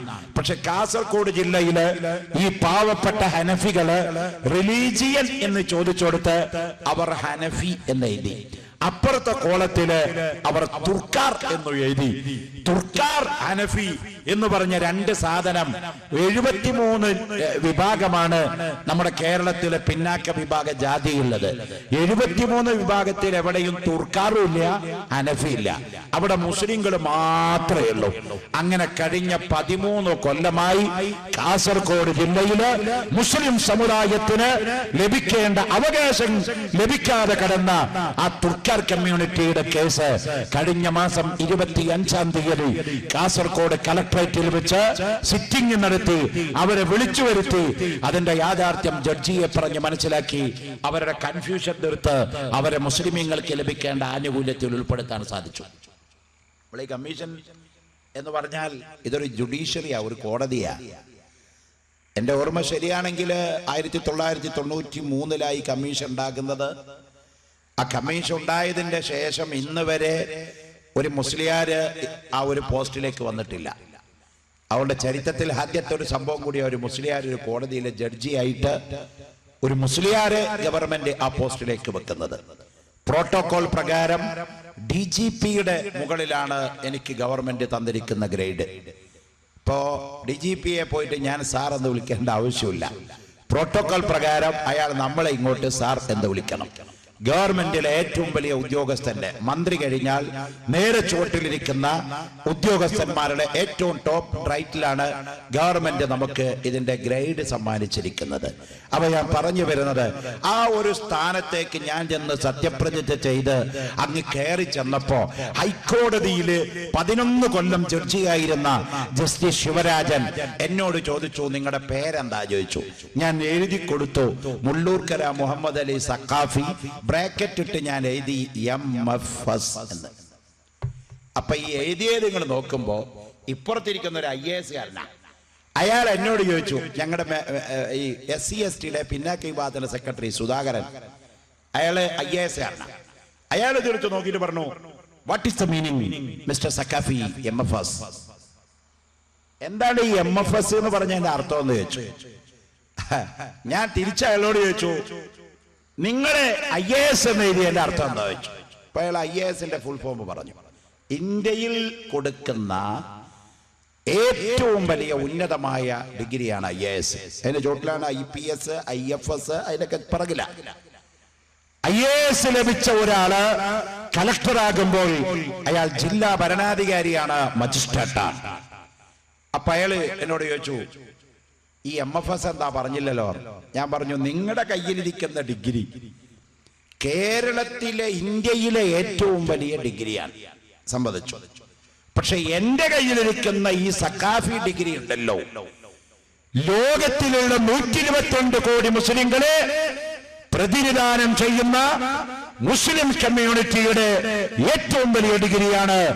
ലോകത്തിലെ ഇസ്ലാമിക കലാലയങ്ങളിൽ ഏറ്റവും വലിയ കലാലയമായ ഈജിപ്തിലെ ജാമിഉൽ അസ്ഹർ യൂണിവേഴ്സിറ്റിയുമായി ഇന്ത്യയിൽ നിന്ന് ആദ്യമായി ടൈഅപ്പ് ചെയ്യുകയോ അവിടേക്ക് ബന്ധം സ്ഥാപിക്കുകയും ചെയ്ത ലോകത്തിലെ തന്നെ ജാമിഉൽ അസ്ഹറിനോളം ഉയർന്നു നിൽക്കുന്ന കാരന്തൂർ മർക്കസ് സഖാഫത്ത് സുന്നിയിൽ നിന്ന് 10 കൊല്ലത്തെ കഠിനാധ്വാനത്തിന്റെ ഫലമായി നേടിയെടുത്ത ഡിഗ്രിയാണ് സഖാഫി എന്ന് പറഞ്ഞപ്പോൾ അദ്ദേഹം അവിടുന്ന് നെയ്ച്ചിട്ട് എന്നോട് പറഞ്ഞു, കൺഗ്രാറ്റുലേഷൻ മിസ്റ്റർ സഖാഫി. എനിക്കതിനെ പറ്റി അറിവുണ്ടായിരുന്നില്ല. അദ്ദേഹം പറഞ്ഞു, ഞാൻ IAS 10 കൊല്ലമൊന്നും കയ്യിലെത്തിയിട്ടില്ല. നിങ്ങൾ 10 കൊല്ലമൊക്കെ പഠിച്ചിട്ട് അത് കിട്ടിയതില്ല. അത് ഡിപ്ലോമ എന്നല്ല, 2.5 മാസം കൊണ്ട് എഴുതിണ്ടാക്കുന്ന ഡിപ്ലോമ അല്ല നമ്മുടെ കയ്യിലുള്ളത്. അതുകൊണ്ട് പ്രിയപ്പെട്ട സഹോദരന്മാരെ, ഫഖാലൽ ഇൽമു നൂറുല്ലാഹി ഹഖാ ونور الله لا يعطى لآسي شكوت إلى وكيء سوء حفظي وأوصاني بترك للمعاصي. അർഹമുർറാഹിമായ റബ്ബിന്റെ ഭാഗത്ത് നിന്ന് വന്ന പ്രകാശമാകുന്നു നമ്മുടെ കയ്യിലുള്ള ഇൽമ്. റബ്ബിന്റെ ബുദ്ധിയേക്കാൾ വലിയ വിവരം ആർക്കുണ്ടിവിടെ പ്രിയപ്പെട്ടവരെ? അള്ളാഹുവിന്റെ ബുദ്ധിയെ കവച്ചു വെക്കുന്ന ഒരു ബുദ്ധി ലോകത്താർക്കെങ്കിലും നൽകപ്പെട്ടിട്ടുണ്ടോ? ഇല്ല. അതുകൊണ്ട് തന്നെയാണ് നമ്മുടെ കയ്യിലിരിക്കുന്ന വിദ്യാഭ്യാസം കാലഹരണപ്പെട്ടു പോകാത്ത വിദ്യാഭ്യാസമാണ്. ലോകാവസാനം വരെയുള്ള സകല കാര്യങ്ങളിലേക്കും ഉതകുന്ന വിദ്യാഭ്യാസത്തിന്റെ സകല അടിസ്ഥാന ഘടകങ്ങളും നമ്മുടെ ഇസ്ലാമിക വിദ്യാഭ്യാസത്തിലുണ്ട്. പരിശുദ്ധ ഖുർആനും ഹദീസുകളും ആ വഴിക്ക് നമ്മളെ പഠിപ്പിച്ചിട്ടുണ്ട്. അതുകൊണ്ടൊരു തിരിച്ചറിവ് നമുക്കുണ്ടായിരിക്കണം. പണ്ഡിതനായത് മോശമുള്ള ഏർപ്പാടല്ല. അതിന് ചിലർക്ക് തോന്നും ശമ്പളം കുറവാണല്ലോ, അങ്ങനെ പറയാറുണ്ട് ചിലവര്. അതിപ്പോ ജീവിക്കാൻ പറ്റില്ല. എന്തേ, ഒരു മുസ്ലിയാരായപ്പോ പള്ളിയിൽ കിട്ടാൻ പോണ് 10,2,500 രൂപ അല്ലെങ്കിൽ 3,000 അല്ലെങ്കിൽ 5,000 കൂട്ടിക്കോ. 1 കിലോ അറക്കിയ മേടിക്കണമെങ്കിൽ 300 രൂപ. മുസ്ലിയാർക്ക് കിട്ടുന്ന പൈസ കൊണ്ട് 3 ദിവസം ആഗോലി അറക്കിയ മേടിച്ചാൽ 4ാമത്തെ ദിവസം അവന്റെ കുടുംബം പട്ടിണിയാവും. കൊല്ലാവുന്ന ഒരു അരി 1 കിലോ അരി കിട്ടണമെങ്കിൽ പീടിയെ പോയി മേടിക്കുമ്പോ 21 രൂപ കൊടുക്കണം. അല്ലെങ്കിൽ മേടിച്ച അരി കൊണ്ട് ഭക്ഷിക്കാൻ പറ്റാത്ത അരിയാണ്. ഇങ്ങനെ അങ്ങോട്ട് നിത്യോപയോഗ സാധനങ്ങളുടെ വിലവർധനവും നമ്മുടെ മുസ്ലിയാരുടെ ശമ്പളം കൂടി പെരുക്കി നോക്കുമ്പോ അതുകൊണ്ട് ജീവിക്കാൻ പറ്റൂല. അതുകൊണ്ട് ഈ പ്രൊഫഷൻ സ്വീകരിക്കാൻ കുറെ ആളുകള് ദുനിയാവിന്റെ കാര്യം പറഞ്ഞുകൊണ്ട് പിറകോട്ട് പോകപ്പെടുകയാണ്. എന്നാൽ എന്റെ പ്രിയപ്പെട്ടവരെ, +2 കഴിഞ്ഞ് BA ഡിഗ്രി എടുത്ത് B.Ed എടുത്ത് +MA കൂടി എടുത്ത് MA B.Ed ഉള്ള ഒരാൾക്ക് മാത്രമാണ് ഒരു സെക്കൻഡറി സ്കൂളിന്റെ പ്രിൻസിപ്പൾ ആകാൻ പാടുള്ളൂ. അപ്പൊ MA B.Ed എടുത്ത സ്വകാര്യ മേഖലയിൽ ജോലി ചെയ്യുന്ന ഒരു പ്രിൻസിപ്പാൾക്ക് ലഭിക്കുന്ന ശമ്പളത്തറയെ നിങ്ങൾ സ്കൂൾ നടത്തണമെങ്കിൽ അറിയാം, മാക്സിമം ഒരു 5,000 രൂപ അല്ലേ? പിന്നെ ക്യാപിറ്റേഷൻ ഫീസ് ഇല്ല, TA ഇല്ല, DA ഇല്ല, മൗലൂദ് ഓതിയിട്ട് കാശിട്ടില്ല, ദ്വാരന്നിട്ടും കിട്ടില്ല, വേറൊരു പരിപാടിക്കും കിട്ടൂല. അപ്പൊ അയാൾക്ക് ലഭിക്കുന്ന 5,000 രൂപ ഒരു MA B.Ed എത്ര കഷ്ടപ്പെട്ട് പഠിച്ച് ഡിഗ്രി വാങ്ങിച്ചു വരുന്നവന് 5,000 രൂപയാണ് ശമ്പളം എന്നുള്ളത് കൊണ്ട് അയാൾ നേടിയ വിദ്യ മോശമായതാണോ പ്രിയപ്പെട്ടവരെ? അല്ല. കേട്ടോ, നമ്മുടെ കയ്യിലിരിക്കുന്ന മഹത്വം നമ്മൾ അറിയാണ്ടാ. ശരിക്കും നമ്മുടെ കയ്യിലുള്ള വിദ്യാഭ്യാസമുണ്ടല്ലോ, അല്ലാഹുവിന്റെ പ്രകാശമാണ് നമ്മുടെ കയ്യിലുള്ള വിദ്യാഭ്യാസം. ലോകത്തുള്ള വിദ്യാഭ്യാസം ഒന്നും അങ്ങനത്തെ വിദ്യാഭ്യാസമല്ല. അതുകൊണ്ട് തന്നെ നാം നേടിയെടുക്കുന്ന ഈ വിദ്യാഭ്യാസം പ്രാക്ടിക്കലായിട്ട് നാം ജീവിക്കുന്ന സമൂഹത്തില് അതിനെ എങ്ങനെ ഇംപ്ലിമെന്റ് ചെയ്യണമെന്നുള്ളതില് വളരെ ശക്തമായ ഒരു പുനരാലോചന മുസ്ലിം കമ്മ്യൂണിറ്റിയുടെ, മുസ്ലിം പണ്ഡിതന്മാരുടെ, മുസ്ലിം നേതൃത്വത്തിന്റെ ഭാഗത്ത് നിന്നുണ്ടാവണം. കേട്ടോ, നമ്മൾ ഉണർന്നാൽ വിദ്യാഭ്യാസം കൊണ്ട് ലോകം മുഴുവൻ നമുക്ക് കയ്യിലെടുക്കാൻ സാധിക്കും. കാരണം എല്ലാ ശാസ്ത്രത്തിന്റെയും സാഹിത്യത്തിന്റെയും ഒക്കെ നാരായ പേര് പോയിരിക്കും നമ്മളിൽ നിന്നാണ്. എല്ലാം കണ്ടുപിടിച്ചത് നമ്മളാണ്. എല്ലാത്തിന്റെയും അവസാനം ചെന്ന് പതിക്കുന്നതും നമ്മളിലേക്കാണ്. എല്ലാത്തിന്റെയും തുടക്കക്കാരും നമ്മളാണ്. അതുകൊണ്ട് നാം ഉണർന്ന് പ്രവർത്തിച്ചാൽ തീർച്ചയായും നാം ഉണർന്ന് പ്രവർത്തിക്കണം. ബഹുമാനപ്പെട്ട ശൈഖുന കാന്തപുര ഉസ്താദ് കാലങ്ങളുടെ കാലത്തിന്റെ ഇതിഹാസമായി മാറി. എന്റെ പ്രിയപ്പെട്ടവരെ, തെന്നലയിലെ മർക്കസ് തുടങ്ങാനും കേച്ചേരിയിൽ മമ്പത് തുടങ്ങാനും മറ്റു പല സ്ഥാപനങ്ങൾ തുടങ്ങാനും സുന്നികളെ വിദ്യാഭ്യാസത്തിന്റെ ഭാഗത്തേക്ക് കൈപ്പിടിച്ചുയർത്തിക്കൊണ്ടുവന്ന് അൽ ഇൽമു ഹയാത്തുൽ ഇസ്ലാം, ജീവനുള്ള മതം വേണമെങ്കിൽ വിദ്യാഭ്യാസമുള്ള മുസ്ലിം വേണമെന്നുള്ളതിലേക്ക് ഇന്ത്യ രാജ്യത്തെ മുസ്ലിങ്ങളെ മുഴുവൻ ഒരു ദിശാബോധം ഉണ്ടാക്കി തീർത്ത ഏറ്റവും വലിയ മഹാപണ്ഡിതനാണ് ശൈഖുന കാന്തപുര ഉസ്താദ്. അതിൽ നിന്ന് പ്രചോദനമാണ് ഇന്ന് കേരളത്തിന്റെ ഒരു തല മുതൽ മറ്റേ തല വരെ, ഇന്ത്യയുടെ ഒരു തല മുതൽ മറ്റേ തലം വരെ വിദ്യാഭ്യാസപരമായ ഉയർത്തെഴുന്നേൽപ്പ് മുസ്ലിം സമുദായത്തിൽ വർദ്ധിച്ചുകൊണ്ടിരിക്കുന്നത്. നമ്മൾ പഠിച്ചാൽ എല്ലാവരേക്കാൾ മുന്നിലാണ്. ഒരു കാലത്ത് മലപ്പുറം ജില്ലയില് വിദ്യാഭ്യാസപരമായി മുസ്ലിങ്ങൾ ഭൗതിക വിദ്യാഭ്യാസപരമായി പിറകിലായിരുന്നു. അത് പറഞ്ഞുകൊണ്ട് കാക്കമാരെയും ഇത്തമാരെയും കളിയാക്കിയിരുന്ന, പരിഹസിച്ചിരുന്ന ഒരു കാലഘട്ടം ഉണ്ടായിരുന്നു. കഴിഞ്ഞ എഞ്ചിനീയറിംഗിന്റെ ലിസ്റ്റ് പുറത്തു വന്നപ്പോ, മെഡിക്കൽ റാങ്കിന്റെ ലിസ്റ്റ് പുറത്തു വന്നപ്പോ, ഗവൺമെന്റ് പരീക്ഷകളുടെ മുഴുവൻ ലിസ്റ്റ് പുറത്തു വന്നപ്പോ, എന്റെ പ്രിയപ്പെട്ടവര്, മലപ്പുറം ജില്ലയിലെ കാക്കമാരുടെ മക്കള്, താത്തമാരുടെ മക്കള് മെഡിക്കൽ എൻട്രൻസിന്റെ ഫസ്റ്റ് റാങ്കും അതുപോലെ തന്നെ എഞ്ചിനീയറിംഗിന്റെ ഫസ്റ്റ് റാങ്കും മലപ്പുറത്ത് പങ്കിട്ടപ്പോൾ മുസ്ലിമായ മനുഷ്യന്റെ തലയില് അള്ളാഹു ബുദ്ധി നൽകിയിട്ടുണ്ട്. വിവരം കുറവല്ല തന്നിരിക്കുന്നത്. ഇംഗ്ലീഷുകാരന്റെ തലയിൽ കൂടുതൽ വിവരവും മലപ്പുറത്തെ കാക്കമാരുടെ മക്കൾക്ക് കുറഞ്ഞ ബുദ്ധിയും മാത്രമാണെന്നല്ല. ആ ഒരു വിവരക്കേട് നമ്മൾ ആരും വെച്ച് പുലർത്താൻ പാടില്ല. നമ്മൾ ശരിക്കും ഉണർന്ന് പ്രവർത്തിച്ചാൽ പരിശുദ്ധ ഖുർആൻ മുൻനിർത്തിക്കൊണ്ടുള്ള ഒരു ലോക വിപ്ലവത്തിന് നമ്മൾ തയ്യാറായാൽ തീർച്ചയായും ലോകം മുസ്ലിമീങ്ങളിലേക്കും ഇസ്ലാമിലേക്കും അടുത്തു വരുന്ന കാലം അനധിവിദൂരമല്ല. നാം ഉണർന്ന് പ്രവർത്തിക്കണം. നാം മുന്നോട്ട് വരണം. നാം നിസ്സാകയായിരിക്കാൻ പാടില്ല. നമുക്ക് അല്ലാഹു തആല ഒരുപാട് കഴിവുകൾ തന്നിട്ടുണ്ട്. മുസ്ലിമായി എന്ന ഒറ്റ കാരണം കൊണ്ട് തന്നെ നമുക്ക് ഉയർന്ന ഒരു വലിയ ഗ്രേഡിലായി പോയിട്ടുണ്ട്. കാരണം അള്ളാഹു തെരഞ്ഞെടുത്തവരാണ് മുസ്ലിമീങ്ങൾ, അള്ളാഹു ആദരിച്ചവരാണ് മുസ്ലിമീങ്ങൾ. ഇന്നദ്ദീന ഇൻദല്ലാഹിൽ ഇസ്ലാം, അള്ളാഹുവിന്റെ അടുക്കൽ സ്വീകരിച്ചിരിക്കുന്ന മതമാണ് ഇസ്ലാം. അള്ളാഹു ബഹുമാനിച്ചിരിക്കുന്ന മതമാണ് ഇസ്ലാം. അള്ളാഹു സ്നേഹിച്ചിരിക്കുന്ന മതമാണ് ഇസ്ലാം. എന്താണ് ഇതിന്റെ കാരണമെന്നോ പ്രിയപ്പെട്ട സഹോദരന്മാരെ, അല്ലാഹു തആല ഉണ്ടാക്കിയ ഒരൊറ്റ മതമേ ഉള്ളൂ ലോകത്ത്. ലോകത്ത് 2600ഓളം വരുന്ന മതങ്ങളുള്ളതിൽ 2600ഓളം വരുന്ന മതങ്ങൾ ലോകത്ത് ഇപ്പോൾ പ്രവർത്തിക്കുന്നുണ്ട്. ആ 2600 മതങ്ങളിൽ അല്ലാഹു തആല ഉണ്ടാക്കിയ ഏക മതം അത് പരിശുദ്ധ ദീനുൽ ഇസ്ലാം മാത്രമാകുന്നു. അള്ളാഹുവിന്റെ ബുദ്ധിയാണ്, ഞാൻ നേരത്തെ പറഞ്ഞല്ലോ, ഇസ്ലാം. അള്ളാഹുവിന്റെ പ്രഖ്യാപനമാണ് ഇസ്ലാം. ഒരു കാലത്തും തളരാതെ തകരാതെ മുന്നോട്ട് പോകുന്ന മതമാണ് ഇസ്ലാം. അതിന്റെ ആശയം 100% പെർഫെക്റ്റ് ആണ്. നിങ്ങൾ കണ്ടില്ലേ, പരിശുദ്ധ ഖുർആൻ മാറ്റി എഴുതണമെന്ന് പറഞ്ഞ് ലോകം മുഴുവൻ നടന്ന് ഓടിച്ചാടി പ്രസംഗിച്ച് നടന്ന ഒരു എഴുത്തുകാരി, ബംഗ്ലാദേശിൽ ഒരു എഴുത്തുകാരിയായ പെണ്ണ്, അവൾ അടുത്ത ദിവസം വീണ്ടും ഇന്ത്യയിലേക്ക് പറന്നു വന്നിട്ടുണ്ട്. അവളൊരു മുസ്ലിം ലാബിളിൽ നടക്കുന്ന പെണ്ണാണ്. തസ്ലീമ എന്ന് പേര് സ്വീകരിച്ച പെണ്ണുണ്ടല്ലോ, പരിശുദ്ധ ഖുർആനിനെതിരെ ലജ്ജ എന്ന് പറഞ്ഞൊരു നോവൽ എഴുതിയിട്ട്, ഖുർആൻ കാലഹരണപ്പെട്ടു പോയ മതഗ്രന്ഥമാണ്, അതുകൊണ്ട് അത് പറിച്ചു മാറ്റണമെന്ന് എഴുതപ്പെട്ടില്ലേ. എന്നാൽ എന്റെ പ്രിയപ്പെട്ടവരെ, ലോകത്ത് നടക്കുന്ന ഓരോരോ സംഭവങ്ങളുടെ വെളിച്ചവും എടുത്ത് പരിശോധിച്ചു നോക്കിയാൽ ഖുർആൻ കാലഹരണപ്പെട്ടതല്ല എന്ന് ആധുനിക ലേറ്റസ്റ്റ് സംവിധാനങ്ങൾ നമ്മെ വിളിച്ചറിയിക്കുകയാണ്. നിങ്ങൾ നോക്കൂ, 2 ദിവസങ്ങൾക്ക് മുമ്പേ ഇന്നലത്തെ ടിവിയിലും പത്രത്തിലും ഇന്നത്തെ പത്രത്തിലൊക്കെ നിറഞ്ഞു നിന്നിരുന്ന സംഭവം, ഒരു കത്തോലിക്ക സഭയിലെ ഒരു കന്യാസ്ത്രീ ചത്തുപോയ സംഭവമാണ്. ആത്മഹത്യ ചെയ്തു പോയി. പോലീസിന്റെ FIR-ൽ, പ്രാഥമിക റിപ്പോർട്ടിൽ, ഫസ്റ്റ് ഇൻഫർമേഷൻ റിപ്പോർട്ട്, അതാണ് FIR. ആ പോലീസിന്റെ FIR-ൽ ആദ്യം വന്ന കഥ എന്താണ്?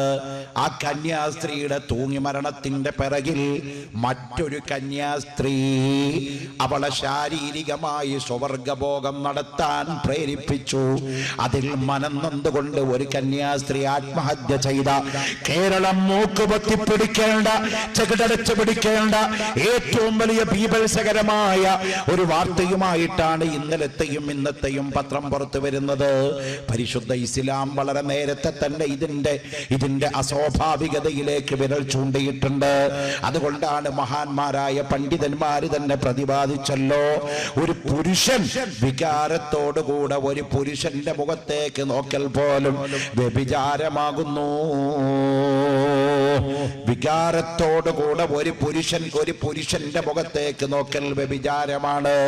വ്യഭിചാരത്തിന്റെ പട്ടികയിൽ വേറെ ഒരു മതവും ഒരു വർഗ വിഭാഗത്തിൽപ്പെട്ട ഒരേ ലിംഗത്തിൽപ്പെട്ട ആളുകള് ഒരാളുടെ മുഖത്തേക്ക് നോക്കൽ വ്യഭിചാരമാണെന്ന് ലോകത്ത് ഇസ്ലാം മതമല്ലാതെ വേറെ ഒരു മതവും പറയാൻ ധൈര്യപ്പെട്ടിട്ടില്ല. അത് ഇസ്ലാം മതം പറഞ്ഞപ്പോ ചിലരൊക്കെ പറഞ്ഞു കുറച്ച് കടന്ന കൈയാണത്, ഇസ്ലാമിന്റെ നിയമങ്ങൾ കുറച്ച് പ്രാചീനമാണത്, അതേ കുറച്ച് മോശപ്പെട്ട നിയമമാണത്. നിങ്ങൾ നോക്കൂ, പരിശുദ്ധ ഖുർആനിലേക്കൊന്ന് നാം സെർച്ച് നടത്തിയാ കാണാ, കട്ടവന്റെ കൈ മുറിക്കണോ, കൊന്നവനെ തിരിച്ചു കൊല്ലണം. ഇത് പ്രാകൃതമാണെന്ന് പറഞ്ഞ് പുറപ്പെട്ടു പോയ ആളുകള് ലോകത്ത് നടക്കുന്ന കൊലപാതകങ്ങളുടെ ചരിത്രമെടുത്തു നോക്കിയാൽ, മോഷണങ്ങളുടെ ചരിത്രമെടുത്തു നോക്കിയാൽ, ഇന്നും എന്റെ പ്രിയപ്പെട്ടവരെ സൗദി അറേബ്യയിൽ കൊലപാതകങ്ങൾ കുറവാണ്, സൗദി അറേബ്യയിൽ മോഷണങ്ങൾ കുറവാണ്. എന്തേ കാരണം? ഏറ്റവും അധികം കളവ് നടക്കേണ്ടത് എവിടെയാ? സൗദി അറേബ്യയിലല്ലേ? മിഞ്ഞാത്ത പത്രം വായിച്ചില്ല നിങ്ങള്? വായിച്ചോ? പോലീസ് കമ്മീഷണറുടെ വീട്ടിലാ രാത്രി പോയി 2 തമിളന്മാര് പോയി യാങ്കിറ്റ് മുറുക്കിയിട്ട് മോഷ്ടിച്ചത്. പോലീസ് കമ്മീഷണറുടെ വീട്ടിൽ സുഖമായി അവര് മോഷ്ടിച്ചു വന്നു. പോരെ, വേലി തന്നെ വിളസിന്യാതെ പറഞ്ഞ പോലെ. പിന്നെ സാധാരണക്കാരന്റെ കഥ എന്തുകൊണ്ട്? എത്ര നിയമം ഇവിടെ ശക്തമാക്കിയാലും അത് പ്രായോഗിക്കാൻ കഴിയുന്ന ഒരു ഭരണകൂടം, അത് പ്രവർത്തിക്കുന്ന ഒരു ഭരണസിരാ കേന്ദ്രം ഇവിടെ ഇല്ലാത്ത കാലം വരെ എന്റെ പ്രിയപ്പെട്ടവരെ ഈ ക്രിമിനലുകളെ നിലക്ക് നിർത്താൻ സാധ്യമല്ല. അതുകൊണ്ടാണ് പരിശുദ്ധ ഖുർആൻ പറഞ്ഞത്, കണ്ടോ നിങ്ങള്, കൊല്ലുന്നതിൽ മറ്റുള്ളവർക്ക് ഹയാത്തുണ്ട്. ഒരാളെ കൊല്ലുമ്പോഴേ, ഇപ്പൊ ഒരാ കൊന്നവനെ കൊല്ലുക എന്നുള്ളത് ഇസ്ലാമിന്റെ നിയമമാണ്. ഇപ്പൊ മനുഷ്യാവകാശ കമ്മീഷന്മാരൊക്കെ പറയുന്നത് അത് കുറച്ച് കടന്ന കയ്യാ. കൊന്നോനെ ഏതായാലും പോയി, പിന്നെ മറ്റോനെ കൊന്നിട്ട് എന്താ കാര്യം? അവ രണ്ടാളും പോവില്ലേ? അതുകൊണ്ട് കൊല്ലണ്ട, മാക്സിമം ഒരാളെ കൊന്നവർക്ക് ജീവപര്യന്തം തടവാ. പക്ഷേ പരിശുദ്ധ ഖുർആനിൽ അല്ലാഹു തആല പറഞ്ഞത് വലക്കും ഫിൽ ഖിസാസി ഹയാത്തുൻ യാ ഉലിൽ അൽബാബ്. വലക്കും, ജനങ്ങളെ നിങ്ങൾക്കുണ്ട് ഫിൽ ഖിസാസ്, പ്രതികാര നടപടി സ്വീകരിക്കുന്നതിന്, കൊന്നവനെ കൊല്ലുക എന്നുള്ളതിന് ഹയാത്തുൻ, ജീവനുണ്ട്. മറ്റുള്ളവരൊക്കെ ജീവിക്കാണ്, മരിക്കല്ല. കൊന്നവനെങ്ങനെ കൊല്ലാൻ തുടങ്ങിയാ പിന്നെ എല്ലാരെയും കൊല്ലണ്ടല്ലേ? ആ ചോദ്യം അപ്രസക്ത. പരിശുദ്ധ ഖുർആൻ പറയുന്നു, കൊന്നവനെ കൊല്ലുക എന്നുള്ള ക്രിമിനൽ ചട്ടം നടപ്പാക്കുന്നതിന് ഹയാത്തുൻ, മറ്റുള്ളവർക്ക് ജീവനുണ്ട്. യാ ഉലുൽ അൽബാബ്, ചിന്തിക്കുന്ന ജനങ്ങളെ. കാരണം ഒരുത്തനെ പരസ്യമായിട്ട് അങ്ങ് കൊന്നു കഴിഞ്ഞാല് മറ്റുള്ളവരത് കാണുകയാണ്, അയാൾ ചെയ്ത കുറ്റം അവിടെ വിചാരണ ചെയ്യപ്പെടുകയാണ്, അവൻ ഭയപ്പെടുകയാണ്, സമൂഹത്തിൽ അവൻ ചിന്തിക്കുകയാണ്, ഞാൻ അവനെ കൊന്നാൽ എന്നെയും കൊല്ലും, അതുകൊണ്ട് ഞാൻ അവനെ കൊന്നിട്ട് എന്താ കാര്യം? രണ്ടാളും പോകും. അതുകൊണ്ട് രണ്ടാളും ജീവിക്കലല്ലേ നല്ലത്? അതുകൊണ്ട് ഞാൻ അവനെ കൊല്ലണ്ട. ഞാൻ അവന്റെ കൈയൊടിച്ചാൽ എന്റെ കൈയും പോകും. നേരെ മറിച്ച് നമ്മുടെ നാട്ടിൽ നടക്കുന്നത് എന്താണ്? ഗുണ്ടാകള് നാട് മുഴുവൻ വിളയാടിക്കൊണ്ട്, വീടുകളിൽ കയറിയിറങ്ങിക്കൊണ്ട്, പട്ടാപ്പകൽ പോലും മനുഷ്യരെ വെട്ടിക്കൊല്ലുന്ന ഒരു സംസ്കാരം ലോകത്ത് മുഴുവൻ വളർന്നു വരുമ്പോൾ ബദൽ സജക്ഷൻ ഒറ്റയുള്ളൂ, വലക്കും ഫിൽ ഖിസാസ് ഹയാത്തുൻ യാ ഉലുൽ അൽബാബ്. പരിശുദ്ധ ഖുർആനിന്റെ നിർദ്ദേശത്തിലേക്ക് ലോക ജുഡീഷ്യറികൾ കടന്നു വരേണ്ട കാലം അതിക്രമിച്ചു പോയിരിക്കുകയാണ്. അതുകൊണ്ടാണ് ഞാൻ പറഞ്ഞത്, തസ്ലീമാ നസ്റിന്റെ കോപ്രാട്ടി പുസ്തകം വിലപ്പോവില്ല. പരിശുദ്ധ ഖുർആൻ കാലഹരണപ്പെട്ടു പോയി എന്നുള്ള ആ വേണ്ടാത്ത പ്രഖ്യാപനം ലോകം പുച്ഛിച്ച് തള്ളപ്പെട്ടു. എന്റെ പ്രിയപ്പെട്ടവരെ, അതാണ് ഞാൻ നേരത്തെ പറഞ്ഞു പോയത്. 5 കൊല്ലം കൊണ്ട്, കഴിഞ്ഞ 5 കൊല്ലം കൊണ്ട് നമ്മുടെ കേരളത്തിൽ എത്ര പെണ്ണുങ്ങളെ മാനഭംഗപ്പെടുത്തി എന്ന് നിയമസഭയിൽ അതാത് കാലത്തെ മന്ത്രിമാര് പറഞ്ഞ കണക്ക് വെച്ച് നോക്കുമ്പോ 5 കൊല്ലം കൊണ്ട് 9,000 സ്ത്രീകളെ ഈ കൊച്ചു കേരളത്തില് 3.25-4 കോടി ജനങ്ങൾ ജീവിക്കുന്ന കേരളത്തിൽ 9,000 സ്ത്രീകളെ ശരിക്കും ലൈംഗികമായി ചൂഷണം ചെയ്യപ്പെട്ടു. ആ ലൈംഗികമായി 9,000 സ്ത്രീകളെ ചൂഷണം ചെയ്യപ്പെട്ടപ്പോ അതിൽ ഒരു സർവേ നടത്തിയപ്പോ മുസ്ലിങ്ങളുണ്ട്, ഹിന്ദുക്കളുണ്ട്, ക്രിസ്ത്യാനികളുണ്ട്. പക്ഷേ ഒരൊറ്റ സ്ഥലത്ത് പോലും പർദ്ദ ധരിച്ചുപോയ പെണ്ണിന് നേരെ കയ്യേറ്റം നടന്നിട്ടില്ല. പർദ്ദ ഒരു മോശമായ വസ്ത്രമാണ്, അത് ധരിക്കുന്നത് അപരിഷ്കൃതാണ്, അത് പ്രായോഗികമല്ല എന്നൊക്കെ പറഞ്ഞ് വീമ്പിളൊക്കെ നടക്കുന്ന ആൾക്കാരുണ്ടല്ലോ. അവരോടാ പറയണത്, പർദ്ദ ധരിച്ചുപോയ ഒരൊറ്റ പെണ്ണിനെ പോലും 9,000 പർദ്ദധാരിയുമില്ല. അതേ സമയത്ത് എറണാകുളത്ത് ഒരു ലോഡ്ജ് റൈഡ് ചെയ്തപ്പോ അവിടെ നിന്ന് പിടിച്ചെടുക്കപ്പെട്ട 5 സ്ത്രീകളിൽ 2 മുസ്ലിം സ്ത്രീകൾ ഉണ്ടായിരുന്നു. പക്ഷെ അവർ പർദ്ദധാരികളല്ല. പർദ്ദ ധരിച്ച ഒരൊറ്റ പെണ്ണിന്റെ നേർക്കും ബസ്സുകളിൽ കയ്യേറ്റം നടന്നില്ല. പർദ്ദ ധരിച്ച ഒരൊറ്റ പെണ്ണിന്റെ നേർക്കും വാഹനങ്ങളിൽ അപമര്യാദയായി പെരുമാറിയില്ല. പർദ്ദ ധരിച്ചവൾ റോട്ടിലൂടെ പോകുന്ന സമയത്ത് ലൈംഗിക വികാരത്തോടെ അവൾ ആരും കമന്റ് പറഞ്ഞില്ല. എന്താ കാരണം? പർദ്ദ നൽകുന്ന ഒരു വലിയ തിരിച്ചറിവിന്റെ സന്ദേശമുണ്ട്. ആ സന്ദേശമാണ് ഇസ്ലാം പർദ്ദയെ ഉയർത്തിക്കാണിച്ചത്. മാതൃഭൂമി ആഴ്ചപ്പതിപ്പിന്റെ 4 പേജ് മുഴുവൻ ഇസ്ലാമിന്റെ പർദ്ദയെ നിശിതമായി വിമർശിച്ചുകൊണ്ട് ഒരു മുസ്ലിം നാമധാരിയായ ഒരു മനുഷ്യൻ കാടത്തരമയമായ ലേഖനം എഴുതുകയുണ്ടായി. നിങ്ങൾ വായിച്ചു കാണും. വായിച്ചിട്ടില്ലെങ്കിൽ അത് കയ്യിൽ കിട്ടുന്നവരൊക്കെ ഒന്ന് വായിക്കേണ്ട സാധനമാണ്. അത്രയധികം പർദ്ദയെ വളരെ മോശമായി ചിത്രീകരിച്ചുകൊണ്ട് ഒരു മുസ്ലിം നാമധാരി മാതൃഭൂമിയുടെ ആഴ്ചപ്പതിപ്പിൽ 4 ഖണ്ഡം ലേഖനം എഴുതിയപ്പോൾ എന്റെ പ്രിയപ്പെട്ട സഹോദരന്മാരെ, പർദ്ദ ധരിച്ചു പോയ ഒരൊറ്റ പെണ്ണ് പോലും പീഡിപ്പിക്കപ്പെടുന്നില്ല, അവളെ വ്യഭിചരിക്കപ്പെടുന്നില്ല എന്ന് വരുമ്പോ ലോകത്തിന്റെ നേതാവ് അഷ്റഫുൽ ഖൽഖ് മുഹമ്മദുർ റസൂലുള്ളാഹി സ്വല്ലല്ലാഹു അലൈഹി വസല്ലം തങ്ങൾ അവിടുത്തെ ഭാര്യമാരോട് പറഞ്ഞില്ലേ? പരിശുദ്ധ ഖുർആൻ പ്രഖ്യാപിച്ചില്ലേ? നിങ്ങൾ അന്യപുരുഷന്മാരുടെ മുന്നിലേക്ക് പോകുമ്പോ പുറത്തിറങ്ങുന്ന സമയത്ത് നിങ്ങൾ ശരീരം മറക്കുന്ന വസ്ത്രം ധരിച്ചിട്ടല്ലാതെ പർദ്ദ ധരിച്ചിട്ടല്ലാതെ പുറത്തു പോകാൻ പാടില്ല. പരിശുദ്ധ ഖുർആനിന്റെ പ്രഖ്യാപനം എന്റെ പ്രിയപ്പെട്ട ഉമ്മമാരെ, അത് കാലഹരണപ്പെട്ടുപോയതല്ല, അവജ്ഞതയോടെ തള്ളിക്കളയേണ്ടതല്ല. നിങ്ങളുടെ കരടിന്റെ കഷ്ടമായി സൂക്ഷിച്ചു വെച്ചിരിക്കുന്ന പ്രിയപ്പെട്ട ഭർത്താവിന് മാറ്റം നൽകപ്പെടേണ്ട നിങ്ങളുടെ പ്രിയപ്പെട്ട വിലപിടിപ്പുള്ള കനിയുണ്ടല്ലോ, അത് അപഹരിക്കപ്പെടാതിരിക്കാൻ ലോകത്തൊരൊറ്റ സുരക്ഷിതത്വമേയുള്ളൂ, അത് പർദ്ദ ധരിക്കൽ തന്നെ. സുരക്ഷിതത്വത്തിന്റെ വസ്ത്രം ആ പർദ്ദയാ. തസ്ലീമാ നസ്രീൻ വിമർശിച്ചത് പർദ്ദയൊക്കെ പൊട്ടിച്ചു കളയണമെന്നാണ്. പർദ്ദയൊന്നും മുസ്ലിം പെണ്ണുങ്ങൾ എടുക്കാൻ പാടില്ല, ഒക്കെ നൈറ്റ് ഗൗണും മിടിയുടെ ഒപ്പം അല്ലെങ്കിൽ ഷെഡിയും ബ്രേസിയറും മാത്രം ഇട്ട് പോകുന്ന ഒരു കാലം, അതാണ് ഫാഷൻ. അടുത്ത ദിവസം ഒളിമ്പിക്സ് ഇപ്പൊ തുടങ്ങിയല്ലോ മോനെ അല്ലേ? ഒരു സ്വർണം കിട്ടിയേന്ന് പറഞ്ഞിട്ട് നമ്മൾ ജാടിക്കളിയാ. ചൈനക്കാർക്ക് 100 സ്വർണം കിട്ടിയിട്ടും അവിടെ ആരും ഒന്നും കാട്ടണില്ല. നമ്മൾ എവിടുന്നോ ഒരു സ്വർണം കിട്ടിയപ്പോഴേക്കും ആകെ ബോധം കെട്ട് വീണുപോയി. ആവട്ടെ, കൊണ്ടൊരാള് പറഞ്ഞ പോലെ നെല്ല് കാണാത്ത പോയി അരി കിട്ടുമ്പോൾ ഉണ്ടാക്കുന്ന ഒരു വേവലാതി നമ്മളൊക്കെ കാണിച്ചു കൂട്ടും.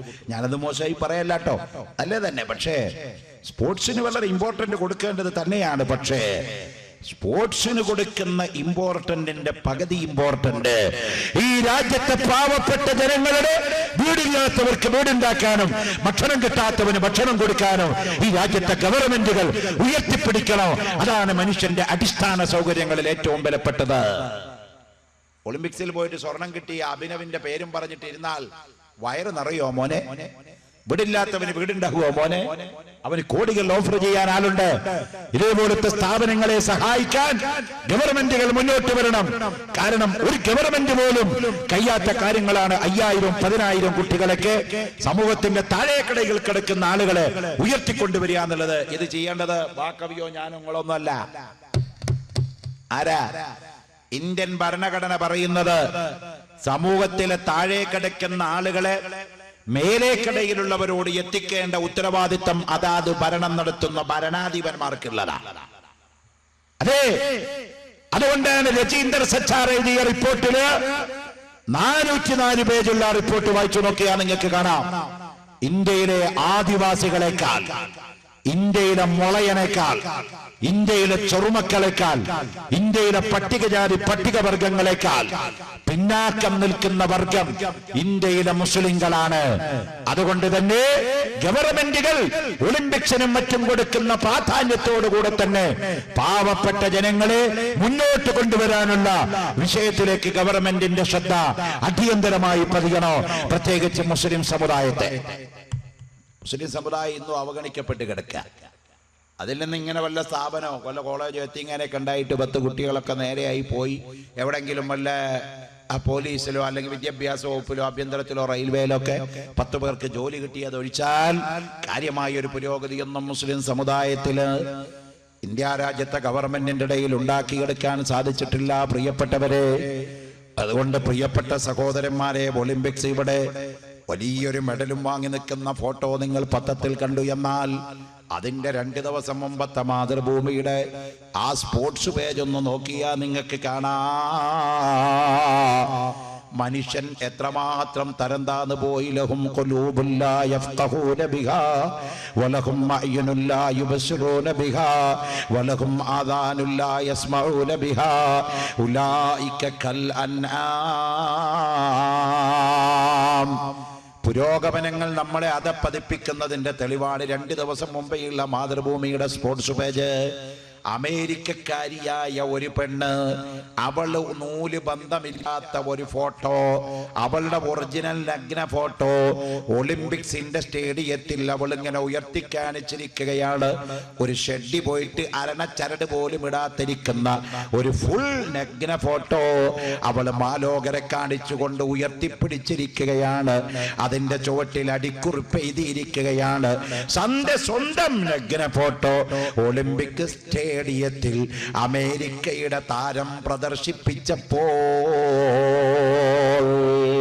ഉടുതുണി എടുക്കാതെ നിൽക്കുന്ന ഫോട്ടോ പ്രദർശിപ്പിക്കൽ അന്താരാഷ്ട്ര മര്യാദക്ക് വിരുദ്ധമാണ്.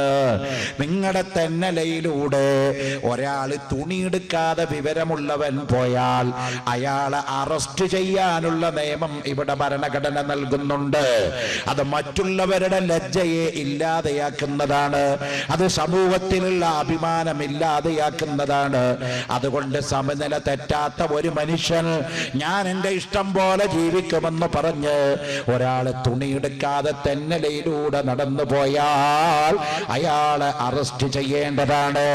എന്നാൽ സ്പോർട്സിന്റെ മറവില്, കലയുടെ മറവില് വേണ്ടാത്ത കോപ്രാട്ടിത്തരങ്ങള് ഒളിമ്പിക്സിൽ അരങ്ങ് തകർത്തപ്പോ ലോകത്തൊരു മനുഷ്യപ്പറ്റുള്ള ഒരു മനുഷ്യൻ പോലും സ്വന്തം നഗ്നതയുള്ള ഫോട്ടോ ഉയർത്തിപ്പിടിച്ചിട്ട് എല്ലാ അവയവങ്ങളുടെയും വലുപ്പ വ്യത്യാസം വരെ പ്രദർശിപ്പിച്ചിട്ട് ആ ഫോട്ടോ ഒളിമ്പിക്സിന്റെ സ്റ്റേഡിയത്തിൽ പ്രദർശിപ്പിച്ചപ്പോ സ്പോർട്സ് കൗൺസിലിന്റെ ചെയർമാൻ വന്നുകൊണ്ട് അവളുടെ നഗ്ന ഫോട്ടോയിൽ ഉമ്മ വെക്കുന്ന ഫോട്ടോ മാതൃഭൂമിയും ലൈവായിക്കൊണ്ട് മറ്റ് ചാനലുകളും റിപ്പോർട്ട് ചെയ്തപ്പോൾ കല എന്തുമാത്രം തകർന്നു പോയി, കല എന്തുമാത്രം മതപ്പതിച്ചു പോയി നമ്മൾ ഓർക്കേണ്ടതാണ്. എന്നാൽ ലോകത്ത് ഏറ്റവും വലിയ കലാകാരന്മാരാണ് മുസ്ലിമീങ്ങൾ. ലോകത്തിലെ ഏറ്റവും വലിയ കലയുടെ ഗ്രന്ഥമാണ് ഖുർആൻ, സാഹിത്യത്തിന്റെ ഗ്രന്ഥമാണ് ഖുർആൻ. ലോകത്ത് കലയെ സ്വീകരിച്ചവരാണ് മുസ്ലിമീങ്ങൾ. നിങ്ങൾക്കറിഞ്ഞൂടെ ബഹുമാനപ്പെട്ട അഷ്റഫുൽ ഖൽഖ് മുഹമ്മദുർ റസൂലുള്ളാഹി, അല്ലാഹുവിന്റെ റസൂല് അല്പം ചില ആളുകളെ മാത്രമേ കൊല്ലാൻ പറഞ്ഞിട്ടുള്ളൂ. അതിൽപ്പെട്ട ഒരാളാണ് മക്കയിലുള്ള കഅബ്. കഅബിന്റെ തല മുറിച്ചു കൊണ്ടുവരുന്നവന് സ്വർഗം നൽകാമെന്ന് മുഹമ്മദ് മുസ്തഫ ഒരു പ്രത്യേകമായ സിറ്റുവേഷനിൽ കഅബിന്റെ തലക്ക് വേണ്ടി വില പ്രഖ്യാപിക്കുകയാണ്. നമ്മുടെ ഗവൺമെന്റ് കൊടുക്കുന്ന വിലയല്ല റസൂലുള്ള പറഞ്ഞത്. വീരപ്പനെ പിടിക്കുന്നവന് 5 കോടി എന്ന് കേന്ദ്ര ഗവൺമെന്റ് പറഞ്ഞപ്പോ, വീരപ്പനെ പിടിക്കുന്നവർക്ക് 2 കോടി എന്ന് തമിഴ്നാട് പറഞ്ഞപ്പോ, വീരപ്പനെ പിടിക്കുന്നവർക്ക് 1 കോടി എന്ന് അതെ കർണാടക ഗവൺമെന്റ് പറഞ്ഞപ്പോൾ, മൊത്തം 10 കോടി രൂപ വീരപ്പന്റെ തലക്ക് ഗവൺമെന്റുകൾ വിലയിട്ടപ്പോ അല്ലാഹുവിന്റെ റസൂല് കഅബിന്റെ തലക്ക് വിലയിട്ടത് 10 കോടിയല്ല, 2 കോടിയല്ല, 10 കോടി ഡോളറല്ല. റസൂലുള്ള കഅബിന്റെ തലക്ക് വിലയിട്ടത്. കഅബിന്റെ തല ആര് കൊണ്ടുവരുന്നുവോ അവന് ബദൽ സ്വർഗം നൽകാം. 1000 കോടി ഇങ്ങ് തന്നാൽ സ്വർഗം തരാമെന്ന് ഓഫർ ചെയ്യാൻ അധികാരമുള്ള ഒരാളുണ്ടെങ്കിൽ അത് കൊടുക്കാൻ ഇന്ന് മുതലാളിമാരുടെ ക്യൂ നിൽക്കില്ലേ? നിങ്ങൾ പത്രങ്ങളിൽ വായിച്ചില്ലേ? റിലയൻസിന്റെ മുതലാളി മുകേഷ് അംബാനി, അദ്ദേഹം ഉണ്ടാക്കുന്ന വീടിന്റെ ചെലവ് 2000 കോടി ഡോളർ രൂപയാണ്. 2000 കോടി ഡോളർ കൊണ്ട് വീടുണ്ടാക്കുന്ന ലോക കോടീശ്വരന് നാളെ ആഖിറത്തിൽ ഒരു സ്വർഗത്തിന് വേണ്ടി 1000 കോടി അങ്ങ് കൊടുക്കാൻ വല്ല മടിയുമുണ്ടോ? എന്നാൽ എൻ്റെ പ്രിയപ്പെട്ട സഹോദരന്മാരെ, ഒരാൾക്കും ഓഫർ ചെയ്യാൻ പറ്റാത്ത ശക്തമായ ഓഫർ അഷ്റഫുൽ ഖൽഖ് സല്ലല്ലാഹു അലൈഹി വസല്ലം പറഞ്ഞു. മക്കക്കാരനായ കഅബിന്റെ തല മുറിച്ചു കൊണ്ടുവരുന്നവന് ബദൽ സ്വർഗം തന്നെ നൽകാം മുഹമ്മദ് മുസ്തഫ. കേട്ട സ്വഹാബാക്കൾ 4 ഭാഗവും ചിതറിയോടുകയാണ്. എവിടെയാണ് കഅബ്? കഅബ് ചെയ്ത തെറ്റെന്താണ്? അള്ളാന്റെ റസൂല് തലയ്ക്ക് വില പ്രഖ്യാപിക്കാൻ മാത്രം കഅബ് ചെയ്ത തെറ്റെന്താണ്? മക്കയുടെ തെരുവോരങ്ങളിൽ, മക്കയുടെ ചുമരുകളിൽ റസൂലുള്ളാഹിനെ പറ്റി വളരെ വൃത്തികെട്ട ഭാഷയിൽ പദ്യം എഴുതി പ്രദർശിപ്പിക്കുക, സാഹിത്യ ഭാഷയിൽ റസൂലുള്ളാഹിനെ കുറ്റം പറഞ്ഞ് പദ്യങ്ങൾ ഉണ്ടാക്കുക, മക്കയുടെ തെരുവിൽ ആളുകൾ കേൾക്കത്തക്ക രൂപത്തിൽ ഉറക്കെ റസൂലുള്ളാഹിനെ പദ്യാലാപനം നടത്തി തരം താഴ്ത്തിക്കളയുക, സിദ്ദീഖുൽ അക്ബറിനെ കള്ളനായി ചിത്രീകരിക്കുക, ഉമർ ഇബ്നുൽ ഖത്താബ് റളിയല്ലാഹു അൻഹുവിനെ കൊള്ളക്കാരനായി ചിത്രീകരിക്കുക, അങ്ങനെ സ്വഹാബാക്കളൊക്കെ മോശമായി ചിത്രീകരിച്ചുകൊണ്ടുള്ള പദ്യങ്ങള് മക്കയുടെ തെരുവോരങ്ങളിൽ തലം പിടിച്ചപ്പോ സഹാബത്ത് റസൂലുള്ളാഹിനോട് അവലാതി പറഞ്ഞു, കഅബിനെതിരെ ഒരു സറണ്ടർ വാറണ്ട് പുറപ്പെടുവിക്കണോ? റസൂലുള്ള പുറപ്പെടുവിച്ച വാറണ്ട് വല്ലാത്ത വാറണ്ടാണ്. കഅബിന്റെ തല മുറിക്കുന്നവന് ബദൽ സ്വർഗമുണ്ട്. സ്വഹാബത്ത് വാളെടുത്തു. എവിടെയാ കഅബ്? താൻ കഅബുമായിട്ടുള്ള യുദ്ധത്തിൽ എങ്ങ് മരിച്ചാലും സ്വർഗം, കഅബിന്റെ തല കിട്ടിയാലും സ്വർഗം, മരിച്ചാ ഷഹീദെന്ന നിലക്കാ സ്വർഗം, ജയിച്ചാലോ റസൂലുള്ളാഹിന്റെ മുമ്പിൽ കഅബിന്റെ തല കൊണ്ടുപോയി കൊടുത്തെന്ന നിലക്കാ സ്വർഗം. അതുകൊണ്ട് ജയിച്ചാലും മരിച്ചാലും ജനിച്ചാലും മരിച്ചാലും സ്വർഗമാണ്. കഅബിനെ പിടിക്കാൻ സ്വഹാബത്ത് 4 ഭാവവും ചിതറുകയാണ്. വിവരം മക്കയിലുള്ള കഅബ് അറിയുകയാണ്. കഅബ് തന്റെ കൂട്ടുകാരോട് കൂടി ഒരു ചെറിയ കുശലാന്വേഷണം നടത്തി. മുഹമ്മദ് തന്റെ തലക്ക് പറഞ്ഞിരിക്കുന്ന വില സ്വർഗമാണ്, ഉറപ്പാണ്. എവിടെങ്കിലും ആ ഉമറിനെ വെച്ച് കണ്ടാൽ എന്റെ ഗളച്ഛേദം നടത്തപ്പെടൂ. അതിന് മുമ്പേ എനിക്ക് മുഹമ്മദിന്റെ ഈ കൊലക്കുറ്റത്തിൽ നിന്ന് രക്ഷ കിട്ടണം. ഞാൻ എന്ത് ചെയ്യണം? കഅബ് ചോദിച്ചു കൂട്ടുകാരെ വിളിച്ചിട്ട്. കൂട്ടുകാർക്ക് റസൂലുള്ളാഹി സ്വല്ലല്ലാഹു അലൈഹി വസല്ലം തങ്ങളെ പറ്റി നല്ലതേ പറയുള്ളൂ. അങ്ങനെ ആയിരിക്കണം നമ്മളെപ്പോഴും. നമ്മുടെ ശത്രുക്കൾക്ക് പോലും നമ്മൾ നല്ലത് പറയുന്ന ആളാവണം. ശത്രുക്കൾ ഉണ്ടാവും, ശത്രുക്കളില്ലാത്ത ഒരാളും ഈ ഭൂമിയിൽ ഉണ്ടാവില്ല, ഉണ്ടാവും. പക്ഷെ അപ്പോഴും ശത്രു പറയണം, അങ്ങനെയൊക്കെ ആണെങ്കിലും അയാൾ നല്ല മനുഷ്യനാട്ടോ. അങ്ങനെ ഒരു അടിക്കുറിപ്പിനുള്ള വേക്കൻസി നമ്മൾ ഉണ്ടാക്കിയിടണം. അപ്പോഴാണ് നമ്മളൊരു മനുഷ്യനാകുന്നുള്ളൂ. ബഹുമാനപ്പെട്ട അഷ്റഫുൽ ഖൽഖ് മുഹമ്മദ് റസൂലുള്ളാഹി തങ്ങളെ പറ്റി വളരെ മോശമായി പദ്യങ്ങളേതും കഅബ് കൂട്ടുകാരോടുമായി ഡിസ്കസ് ചെയ്തു. ഇനി എന്ത് ചെയ്യും രക്ഷപ്പെടാൻ? മക്കയിലുള്ള കാഫിരിങ്ങൾ അവർ പറഞ്ഞു, കഅബേ, നിനക്ക് മുഹമ്മദിന്റെ സ്വഭാവം അറിയോ? മുഹമ്മദ് നബി കാരുണ്യവാനാണ്. മാപ്പ് കൊടുക്കാൻ ലോകത്ത് ഇത്രയും മുന്തിയ ഒരു സ്വഭാവ ഗുണമുള്ളത് മുഹമ്മദ് സല്ലല്ലാഹു അലൈഹി വസല്ലം തങ്ങളെക്കാൾ വേറെ ആരുമില്ല. അതുകൊണ്ട് നീ മദീനയിൽ അങ്ങ് പൊക്കോ, നേരിട്ട് മുഹമ്മദ് നബിയോട് ചെന്ന് മാപ്പ് പറയും, അദ്ദേഹം മാപ്പ് തരുമെന്ന് പറഞ്ഞു. കഅബിനത് വിശ്വസിക്കാൻ കഴിയില്ല. കേട്ടിരിക്കുന്നത് കൊള്ളക്കാരൻ, കേട്ടിരിക്കുന്നത് വ്യഭിചാരി, കേട്ടിരിക്കുന്നത് അക്രമി, കേട്ടിരിക്കുന്നത് കാരൻ. അതല്ലേ നമ്മളിപ്പോ വായിച്ചു കൊണ്ടിരിക്കുന്നത്? ഇപ്പോഴത്തെ മാർപ്പാപ്പക്ക് പോലും ഇസ്ലാമിനെ മനസ്സിലാക്കുന്നതിൽ അബദ്ധം പടഞ്ഞു പോയി. ഞാൻ മാപ്പാപ്പയെ കുറ്റം പറയല്ല, അവര് പഠിക്കണം എന്നാ പറയണത്. പഠിക്കണം. ബെനഡിക്ട് 16 സ്ഥാനാരോഹണം ഏറ്റെടുത്തതിന്റെ പിറ്റത്തെ ദിവസം വത്തിക്കാൻ സിറ്റിയിൽ നടത്തിയ സമ്മേളനത്തിൽ പറഞ്ഞത്, ലോകത്ത് ഇത്രയധികം ഇസ്ലാമിക ശക്തി വളർന്നു വരാനുള്ള കാരണം മുഹമ്മദ് വാളുകൊണ്ട് ഇസ്ലാം മതം പ്രചരിപ്പിച്ചു എന്നാണ്. Something wrong. അദ്ദേഹം വായിച്ചത് മുഴുവൻ സിയോണിസത്തിന്റെ ഗ്രന്ഥങ്ങളാണ്. അള്ളാഹുവിന്റെ റസൂലിനെ വളരെ മോശമായി ചിത്രീകരിക്കുന്ന ഇംഗ്ലീഷ് ഗ്രന്ഥത്തിന്റെ കോപ്പി വായിച്ചത് കൊണ്ട് ലോകത്തെ ഏറ്റവും വലിയ കത്തോലിക്ക സഭയുടെ അധ്യക്ഷനായ ബെനഡിക്ട് 16 മാർപ്പാപ്പ റസൂലുള്ളാഹിനെ കുറ്റം പറഞ്ഞു. പിന്നീട് അദ്ദേഹം ശരിക്കുള്ള ചരിത്രം വായിച്ചപ്പോൾ തിരുത്തി. അദ്ദേഹം പറഞ്ഞു, എനിക്ക് വലിയ അബദ്ധം പറ്റി, ഞാൻ മനസ്സിലാക്കിയ ആളല്ല ഹബീബായ മുഹമ്മദ് മുസ്തഫ. ലോകത്തെ എല്ലാവരും അങ്ങനെയാ പറഞ്ഞു, എല്ലാവരും അങ്ങനെ തന്നെയാ പറഞ്ഞു. കണ്ടില്ലേ നിങ്ങള്, റസൂലുള്ളാഹി സ്വല്ലല്ലാഹു അലൈഹി വസല്ലം തങ്ങളെ പറ്റി പുസ്തകം എഴുതിയ ഒരു യുക്തിവാദി ഉണ്ട്. യൂറോപ്പിൽ അറിയപ്പെട്ട യുക്തിവാദിയാ മോറിസ് ബുക്കായി. മോറിസ് ബുക്കായി അയാൾ എഴുതിയ പുസ്തകത്തിന്റെ പേര് മുഹമ്മദ് ദി ഇഡിയറ്റ് എന്നാണ്. ഇംഗ്ലീഷിൽ അതിന്റെ വാക്കിന്റെ അർത്ഥം ഒക്കെ അറിയാം. ഇഡിയറ്റ് എന്ന് ഇംഗ്ലീഷിൽ പ്രയോഗിച്ചാൽ പമ്പര വിട്ടി ലക്കും ലഗാനും ഇല്ലാത്തവൻ എന്നാണ് അർത്ഥം. ആ മോറിസ് ബുക്കായി അള്ളാഹുവിന്റെ റസൂലിനെ പറ്റി ഇഡിയറ്റ് എന്ന് പറയാനുള്ള കാരണം എന്താണെന്നറിയോ? ഒരു ഈച്ചയുടെ കഥയാ. ഇമാം ബുഖാരിയിലും മുസ്ലിമിലൊക്കെ ഉദ്ധരിക്കുന്ന ഒരു ഹദീസ് ഉണ്ട്. ഈച്ച വന്ന് വെള്ളത്തിൽ ചാടിയാല് ആ ഈച്ചനെ ഒന്ന് പൊക്കിപ്പിടിച്ച് നല്ലോണം ഈച്ചയുടെ 2 ചിറകുകളും വെള്ളത്തിൽ താഴത്തക്ക രൂപത്തിൽ മുക്കി, വീണ്ടും പൊക്കി, വീണ്ടും മുക്കി, വീണ്ടും പൊക്കി, വീണ്ടും പൊക്കി, അങ്ങനെ 3 വട്ടം ഈച്ചയെ വെള്ളത്തിൽ മുക്കി ഈച്ചയെ പുറത്തു കളഞ്ഞാൽ ആ വെള്ളം ഓട്ടോമാറ്റിക് ശുദ്ധിയായി ഇപ്പൊ നിങ്ങൾക്ക് കുടിക്കാം കേട്ടോ. നമ്മുടെ വീട്ടിലൊക്കെ വരുന്ന വെള്ളം നമ്മൾ ഫിൽട്രൈസഡ് ചെയ്തിട്ടാണ് ഉപയോഗിക്കുന്നത്, അല്ലേ മോനെ? ഫിൽറ്ററിലൂടെ വരുന്ന വെള്ളയെ നമ്മൾ ഉപയോഗിക്കണം. അങ്ങനെ ഉപയോഗിക്കാവുന്ന ആരോഗ്യ ശാസ്ത്രജ്ഞന്മാർ പറയും. ആവട്ടെ. അപ്പോ ഈച്ച എന്ന് പറഞ്ഞ എല്ലാ രോഗങ്ങളും പരത്തുന്ന ഒരു ജീവിയാ. അത് വന്ന് വെള്ളത്തിൽ ചാടി എന്ത് ചെയ്യണം? ഹബീബായ മുഹമ്മദ് മുസ്തഫ തങ്ങൾ 1400 കൊല്ലം മുമ്പ് ഒരു സംശയത്തിന് വകയില്ലാതെ പറഞ്ഞു, ഈച്ച വെള്ളത്തിലേക്ക് വീണാൽ ആ ഈച്ചയെ 3 വട്ടം വെള്ളത്തിൽ താഴ്ത്തി മുക്കി താഴ്ത്തി ഈച്ചനെ പുറത്ത് കളഞ്ഞിട്ടേ വെള്ളം കുടിക്കാവൂ. ഇത് വലിയ വിവാദമായ കാര്യമാണ്. മോറിസ് ബുക്കായി എന്ന് പറയുന്ന യൂറോപ്യൻ യുക്തിവാദി ഈ ഈച്ചയുടെ ചരിത്രം എടുത്തുകൊണ്ട് പറഞ്ഞു, ഇതിനേക്കാൾ വലിയ വിഡ്ഢി ലോകത്ത് ആരാള്ളത്? കാരണം ഈച്ച ചാടിയാൽ പിന്നെ വെള്ളവും വേണ്ട ഗ്ലാസും വേണ്ട എന്ന് പറഞ്ഞ് ദൂരേക്ക് വലിച്ചെറിയാ വേണ്ടേ. പകരം ചാടിയത് ഏതായാലും ചാടി, ആ ചാടിയ ഈച്ചനെ 3 വട്ടം മുക്കിയിട്ട് ഈച്ച ജ്യൂസ് കുടിക്കണം എന്ന് പറയണ മുഹമ്മദ് നബിയുടെ തർക്കശാസ്ത്രം പാവപ്പെട്ട ബിലാലിനെ പോലത്തെ ആളുകൾക്കല്ലാതെ ആർക്കാണ് അക്സെപ്റ്റ് ചെയ്യാൻ സാധിക്കുക എന്ന് മോറിസ് ബുക്കായി തന്റെ മുഹമ്മദ് ഇഡിയറ്റ് എന്ന് പറയുന്ന ഗ്രന്ഥത്തിൽ അല്ലാഹുവിന്റെ റസൂലിനെ തരം താഴ്ത്തിക്കൊണ്ട് ചോദിക്കപ്പെടുകയുണ്ടായി.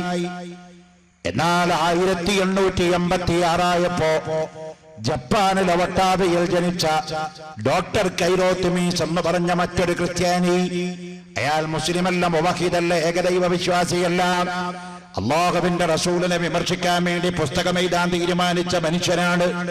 പക്ഷേ അയാൾ ഒരു സാമാന്യ മര്യാദ കാണിച്ചു. ഫസ്അലൂ അഹ്ല ദിക്രി ഇൻ കുൻതും ലാ തഅലമൂൻ. നിങ്ങൾക്ക് വിവരമില്ലാത്ത കാര്യങ്ങൾ പറയുന്നതിന് മുന്നേ വിവരമുള്ളവരോടൊന്ന് ചോദിക്കാനുള്ള സന്നദ്ധത നിങ്ങൾ കാണിക്കണം. നമുക്ക് വിവരമില്ലാത്തൊരു കാര്യങ്ങൾക്ക് അന്തിമമായ വിധി നമ്മൾ അങ്ങ് പ്രഖ്യാപിക്കരുത്. വിവരമുള്ളവരോടൊരു പക്ഷേ നിങ്ങൾ ചോദിച്ചു മനസ്സിലാക്കണം.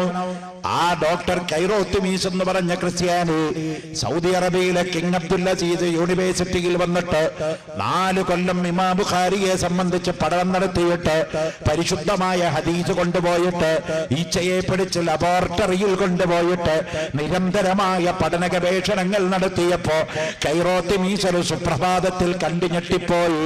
ഈച്ച എപ്പോഴോ എവിടെയോ വന്ന് വീഴട്ടെ. ഈച്ച സ്വാഭാവികമായി വീഴുമ്പോഴേക്ക് ഒരു ചിറക് കുത്തി മറ്റേ ചിറക് പൊക്കിയിട്ടാണ് വീഴുന്നത്. കുത്തി വീഴുന്ന ചിറകിലാണ് ഈച്ചന്റെ പോയിസൺ ഉള്ളത്. ഉയർത്തിപ്പിടിച്ച ചിറകിലോ ആ പോയിസനെ നശിപ്പിക്കാനുള്ള പ്രതിരോധ വാക്സിൻ മറ്റേ ചിറകിലുണ്ടല്ലോ. കൈറോത്തുമീസ് എന്ന് പറഞ്ഞ ക്രിസ്ത്യാനിയുടെ ചിന്ത അതിന്റെ അപ്പുറത്തേക്കും പമ്പ കടന്നുപോയി.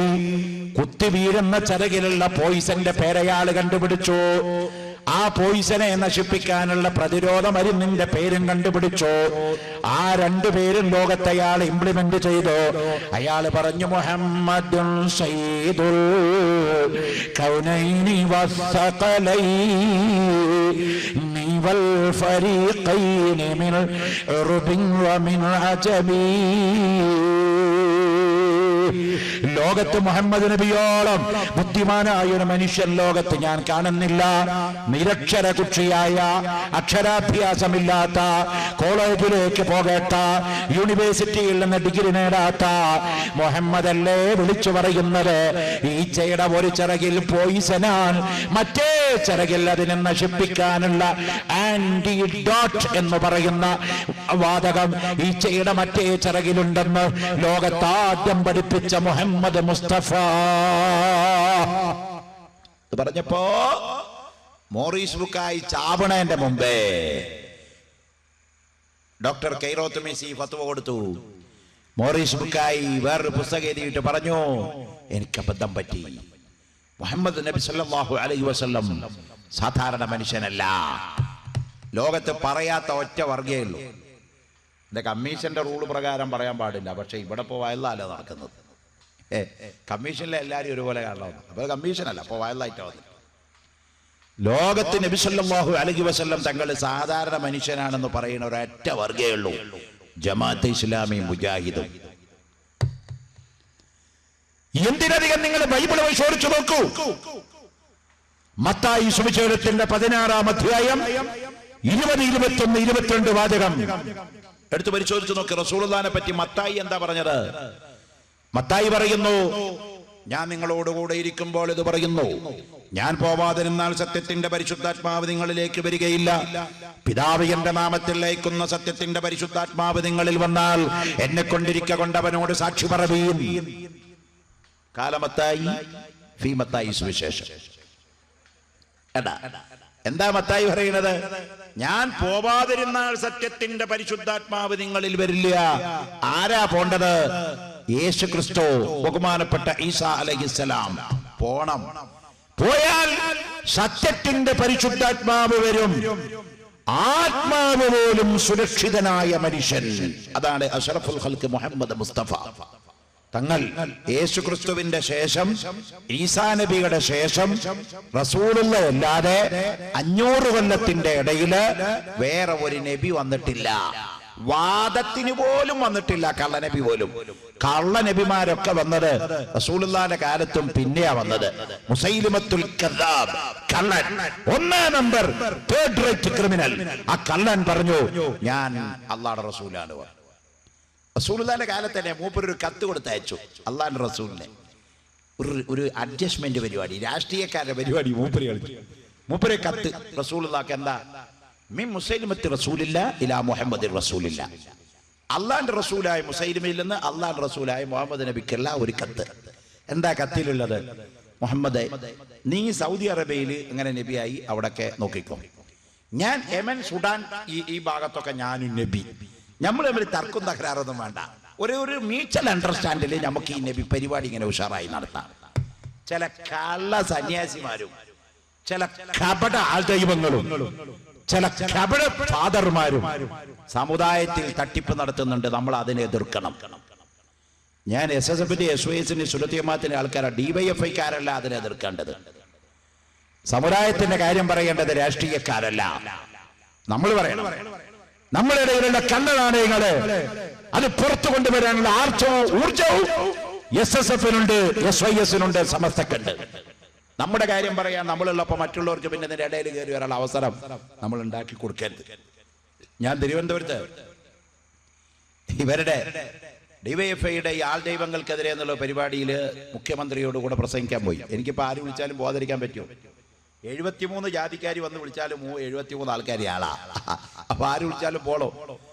ചെന്ന് നോക്കുമ്പോ ഒരു സ്വാമി അപ്പുറത്തിരിക്കുന്നുണ്ട്, എന്തോ ഒരു സ്വരൂപാനന്ദ ചൈതന്യ ഒരാൾ അപ്പുറത്തിരിക്കുന്നുണ്ട്, വേറൊരു ഫാദറും.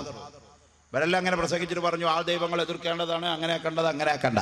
ഞാൻ പറഞ്ഞു, നിങ്ങൾ ഈ തുടങ്ങിയ പരിപാടിക്ക് എല്ലാ ആശംസയും പിന്തുണയും കൺഗ്രാജുലേഷൻ ഞങ്ങളുടെ വക ഉണ്ട്, സമുദായത്തിന്റെ വക. എന്താ കാരണം എന്നറിയോ? അഷ്ഹദു അല്ലാ ഇലാഹ ഇല്ലല്ലാഹ് വ അഷ്ഹദു അന്ന മുഹമ്മദർ റസൂലുള്ളാഹ് എന്ന കലിമത്ത് തൗഹീദിന്റെ അർത്ഥം തന്നെ ആൾ ദൈവത്തിനെതിരാ. ആരാധനയ്ക്ക് അർഹതയുള്ളവൻ അല്ലാഹു ഒരുവനാണ്. അവൻ ആളല്ല, ആളല്ലാത്തതുമല്ല. അതുകൊണ്ട് ഏത് തരത്തിലുള്ള ആൾ ദൈവങ്ങൾക്കും ഞങ്ങൾ എതിരാണ്. അത് DYFI നടത്തിയാലും മുസ്ലിം ലീഗുകാരെ നടത്തിയാലും BJP നടത്തിയാലും ആ ആശയത്തിന് ഞങ്ങൾ അണ്ടർലൈൻ ചെയ്യുകയാണ്. ആരാധനയ്ക്ക് അർഹതയുള്ളവൻ അല്ലാഹു ഒരുവൻ മാത്രമേ ഉള്ളൂ എന്ന് ലോകത്തുയർത്തിപ്പിടിക്കുന്ന മാനിഫെസ്റ്റോയാണ് ഇസ്ലാമിക മാനിഫെസ്റ്റോ. ലോകത്ത് അതിനോളം വലിയൊരു മാനിഫെസ്റ്റോ വേറെയില്ല എന്റെ പ്രിയപ്പെട്ടവരെ. അതുകൊണ്ട് കുറെ കള്ളന്മാര് നമ്മുടെ ഇടയിലുണ്ട്. ഇങ്ങനെ ഔലിയാത്ത കാസർഗോഡ് ജില്ലയിൽ ഞാൻ വാദിനി എന്ന എന്റെ വയലിന് മുഴുവാതാ. അവിടെ ആകെ ജിന്ന, മലപ്പുറത്ത് അത് വേറെ ഷെയ്ക്ക. കാസർഗോഡ് ആകെ ജിന്ന, പൊത്തിലും മുക്കിലും മൂലയിലൊക്കെ ജിന്ന. ഓരോ ബോർഡ് പ്രദർശിപ്പിക്കുക. ഹാജരാകുന്ന സമയം രാവിലെ 7 മണി മുതൽ വൈകുന്നേരം 6 മണി വരെ. ഞായറാഴ്ച ഒഴിവ്, മൂപ്പരിക്ക് ലീവാ. ജിന്ന എന്ന ഹാജറില്ല. ഇതിനെ നമ്മൾ എതിർക്കണം. മറ്റാരെ കൊണ്ട് കൊടിയായി അങ്ങോട്ട് പോകേണ്ട ഒരവസ്ഥ നമ്മൾ ഉണ്ടാക്കിയെടുക്കരുത്. ഓരോ മഹല്ല് ജമാഅത്ത് കമ്മിറ്റികളും ജാഗ്രത പുലർത്തണം എന്റെ പ്രിയപ്പെട്ടവരെ. ഞങ്ങളുടെ അവിടെ ഒരു മക്ബറുടെ അടുത്ത്, ഞാൻ മക്ബറുടെ പേര് പറയണം, മക്ബറിൽ വെച്ച് കിടക്കുന്നത് വലിയ മഹാൻ തന്നെ. പക്ഷെ അവിടെ കുരുത്തക്കേട് കാണിക്കാൻ തുടങ്ങിയാലോ എന്നാ പിന്നെ ജമാഅത്ത് ഇസ്ലാമി മുജാഹിദും ചോദിക്കും, അങ്ങനെയാണെങ്കിൽ മക്ബറയിൽ മരിച്ചു കിടക്കണ വലിയ വലിയ ആൾക്കാരാണെങ്കിൽ പിന്നെ അവരെ തലക്കം പാത്തി കുരുത്തക്കേട് കാണിക്കുമ്പോൾ ഒരു കറാമത്താണ് കാണിച്ചുകൂടെയെന്നാ. ഒരു കറാമത്താണ് കാണിച്ചുകൂടെയെന്നാ. അത് പണ്ട് EK മുസ്ലിയാർ ചേകന്നൂരിന് മറുപടി പറഞ്ഞപ്പോ അന്ന് പറഞ്ഞിട്ടുണ്ടായിരുന്നു. ബഹുമാനപ്പെട്ട EK മുസ്ലിയാരും ചേകന്നൂരും കൂടി ഇവിടെ പൊന്നാനിക്കടുത്ത മാറഞ്ചേരിയിൽ ഒരു വാദപ്രതിവാദം നടത്തുക. ചേകന്നൂരിന് ഇബ്ലീസിന് ബുദ്ധി കൊടുത്ത പോലെ അള്ള കുറച്ച് വളഞ്ഞ ബുദ്ധി കൊടുത്തിട്ടുണ്ടായിരുന്നല്ലോ. അപ്പൊ അയാൾ ആ ബുദ്ധിയൊക്കെ ഉപയോഗിച്ചുകൊണ്ട് ഈ വക്രബുദ്ധിയോടുകൂടെ അങ്ങനെ വാദം നടത്തി എന്ത് പറഞ്ഞാലും അംഗീകരിക്കാതെ സുബൈ വാങ്ങിക്കൊടുക്കേണ്ട സമയമായി. എപ്പോ തുടങ്ങിയതാ? രാത്രി 10 മണിക്ക് ഒരു കട്ടൻ ചായയും കുടിച്ചു. ഹസൻ മുസ്ലിയാർ ആകെ ഭക്ഷണം കട്ടൻ ചായയും സാധു ബീഡിയ. വായതിന് ക്ഷണിക്കുമ്പോഴുള്ള ഫോർമാറ്റീസ് തന്നെ ഒരു കട്ടൻ ചായ ഒരു ബീഡി മതിയില്ല.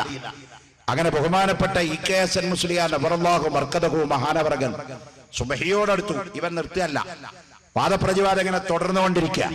ആ സമയത്ത് മറുപക്ഷത്തുനിന്ന് ചേകന്നൂർ മൗലവിയർ ചോദ്യം ചോദിച്ചു. എന്താ ചോദ്യം എന്നറിയോ? ബഹുമാനപ്പെട്ട ഔലിയാക്കളിൽ പ്രമുഖനായ ഖുതുബുൽ അഖ്താബ് മലാദുൽ ശൈഖ് മുഹ്യിദ്ദീൻ അബ്ദുൽ ഖാദിർ ജീലാനി തങ്ങളുടെ കറാമത്ത് പറഞ്ഞുകൊണ്ട് പറയുന്നുണ്ടല്ലോ, വല്ലേ തലത്തീലു എന്നെ വിളിപ്പോർക്ക് വൈകൂട ഉത്തീരോ ചെയ്യും ഞാനെന്നോവർ എന്നെ പിടിച്ചവരേതും പിടിക്കേണ്ട എന്നെ പിടിച്ചോർക്ക് ഞാൻ കാവലെന്നോവർ. ഈ രണ്ടുപേരും മെതിമാല എന്നിട്ട് ചേകന്നൂര് പോലെ പറഞ്ഞു, വലിയ തലത്തിലും എന്നെ വിളിച്ചോർക്ക് വായിക്കൂടെ ഉത്തരം ചെയ്യും ഞാൻ എന്നല്ലേ അസംബോലിയാരെ മൊയ്തീൻ ഷേഖ് പറഞ്ഞ്. എന്നൊരു പണിയെ നിങ്ങളുടെ മൊയ്തീൻ ഷേഖിന് കറാമത്തുണ്ടെങ്കിൽ ഈ സ്റ്റേജ് ഒന്നുകൊണ്ട് പൊളിഞ്ഞാറട്ടെ എന്ന് പറഞ്ഞു. 5 മിനിറ്റ് സമയം തരാം, ബഗ്ദാദിൽ നിങ്ങൾ എത്തേണ്ട ആള് എന്നും പറഞ്ഞു. 5 കഴിഞ്ഞു 10 കഴിഞ്ഞു 25 മിനിറ്റ് കഴിഞ്ഞു. ഓഡിയൻസ് ഇപ്പൊ നിരീശ്വരവാദികളും കേൾക്കാൻ വന്നിട്ടുണ്ടാവും, പകുതി ഇമാളുള്ളവരും ഉണ്ടാവും, നല്ല ഇമാളുള്ള. അപ്പൊ കുറെ ആൾക്കാർ കണ്ട ഒന്നും സംഭവിച്ചില്ല. അപ്പൊ മൊയ്തീൻ ഷേഖിന് കറാമത്തില്ല അല്ലേ? ഇനി കറാമത്തുണ്ട് എന്ന് പറഞ്ഞ ആയത്തും ഹദീസും കിതാബും ഇബാറത്തൊക്കെ വായിച്ചിട്ട് സമർത്ഥിക്കാൻ ഇവിടെ ആർക്കാ സമയം? കേൾക്കാൻ ആർക്കാ മനസ്സ്? കണ്ടം പടിക്ക് മുണ്ടം പടിയല്ലേ വേണ്ടത്? ബഹുമാനപ്പെട്ട EK മുസ്ലിയാർ മറുപടി പറഞ്ഞു, മൊയ്തീൻ ഷേഖിന് കറാമത്തുണ്ടെങ്കിൽ സ്റ്റേജ് പൊളിഞ്ഞാടട്ടെ എന്നല്ലേ പറഞ്ഞ്. അള്ളാഹ്ക്ക് ഖുദ്റത്ത് എന്ന് പറഞ്ഞൊരു സിഫത്തുണ്ടല്ലോ, എല്ലാത്തിനും കഴിവുള്ളവൻ അള്ളയല്ലേ. എന്നാ അള്ളാഹ്ക്ക് പവർ ഉണ്ടെങ്കിൽ ഈ സ്റ്റേജ് ഒന്ന് കത്തട്ടെ എന്ന് പറഞ്ഞു. അള്ളാഹ്ക്ക് ഖുദ്റത്ത് ഉണ്ടെങ്കിൽ ഈ സ്റ്റേജ് ഒന്ന് കത്തട്ടെ. ഈ 5 മിനിറ്റ് അല്ലേ സമയം പറഞ്ഞത്? 25 മിനിറ്റ് സമയം കൊടുക്കാം പറഞ്ഞു. 25 മിനിറ്റ് സമയം കൊടുത്തിട്ടും സ്റ്റേജിനൊന്നും പറ്റിയില്ല. ചേകന്നൂർ എങ്ങാനും അള്ളാഹ്ക്ക് ഖുദ്റത്തില്ല എന്ന് പറഞ്ഞാൽ അപ്പ ഔട്ടാവും, ഇസ്ലാമിന്റെ മെമ്പർഷിപ്പ് കട്ടാവും. അതുകൊണ്ട് മൂപ്പര് പറഞ്ഞു, അവസാന അസംബോലിയർ പറഞ്ഞു, അള്ളാഹ്ക്ക് മൊയ്തീൻ ഷേഖിനും പണി, മൊയ്തീൻ ഷേഖിന് സ്റ്റേജ് പൊളിക്കലും അല്ല പണി, അള്ളാഹ്ക്ക് നമ്മുടെ സ്റ്റേജ് കത്തിക്കലും അല്ല പണി, വേറെ പണി ഉണ്ട് കേട്ടോ, പണി നിർത്തി പറഞ്ഞു. അതോടുകൂടെ വാദപ്രതിവാദം അവസാനിക്കേണ്ടായി. എന്ന പോലെ ചില മുജാഹിദ് ജമാഅത്തിന്റെ ആൾക്കാർ പറയും, അങ്ങനെ മക്ബറയിൽ കിടക്കുന്ന മഹാന്മാർക്ക് വലിയ പവർ ഉണ്ടെങ്കിൽ എന്തുകൊണ്ടാണ് അവർ കറാമത്ത് കാണിച്ചുകൊണ്ട് ഈ അനാചാരത്തെ എതിർക്കപ്പെടാത്തത്? എന്നാൽ എത്രയോ സ്ഥലത്ത് കറാമത്തുകൾ കാണിച്ച സംഭവമുണ്ട്. കറാമത്ത് കാണിക്കേണ്ടയിടത്ത് കറാമത്ത് കാണിച്ച സന്ദർഭമുണ്ട്. നിങ്ങൾ കണ്ടിട്ടില്ല? ബഹുമാനപ്പെട്ട അഷ്റഫുൽ ഖൽഖ് സല്ലല്ലാഹു അലൈഹി വസല്ലം തങ്ങളുടെ വഫാത്തിന്റെ ശേഷം മുജാഹിദിന്റെ ഭരണം നടക്കുന്ന സൗദി അറേബ്യയിലെ മദീനയിൽ നിന്ന് പ്രസിദ്ധീകരിക്കുന്ന ഒരു ഈജിപ്ഷ്യൻ എഴുതിയ ഒരു കിതാബുണ്ട്, താരീഖുൽ മദീന ഖദീമൻ വഹദീസൻ എന്നാണ് അതിന്റെ പേര്. മദീനയുടെ പൗരാണിക ചരിത്രവും പുരോഗമന ചരിത്രവും എന്ന് പറഞ്ഞ് മദീനയുടെ പണ്ടത്തെയും ഇന്നത്തെയും 2 ചരിത്രം എഴുതി വെച്ച കിതാബുണ്ട്. ആ കിതാബ് സൗദി ഗവൺമെന്റ് സീലടിച്ച് പ്രസിദ്ധീകരിക്കുന്ന കിതാബാണ്. ആ കിതാബിൽ ഹാറ കലാപത്തെ സംബന്ധിച്ചുള്ള അധ്യായം രേഖപ്പെടുത്തിയിട്ടുണ്ട്. ആ മദീനയുടെ തൊട്ടടുത്ത് കിടക്കുന്ന പ്രദേശമായ ഹാറയിൽ അള്ളാഹുവിന്റെ റസൂലിന്റെ വഫാത്തിന്റെ ശേഷം നടന്ന ഒരു വലിയ കലാപത്തിനെ സംബന്ധിച്ച് ആ താരീഖുൽ മദീന ഖദീമൻ വ ഹദീസൻ എന്ന ഗ്രന്ഥത്തിൽ പറയുന്നുണ്ട്. സൗദി ഔഖാഫ് സീലടിച്ച് വിതരണം ചെയ്യുന്ന കിതാബാണത്.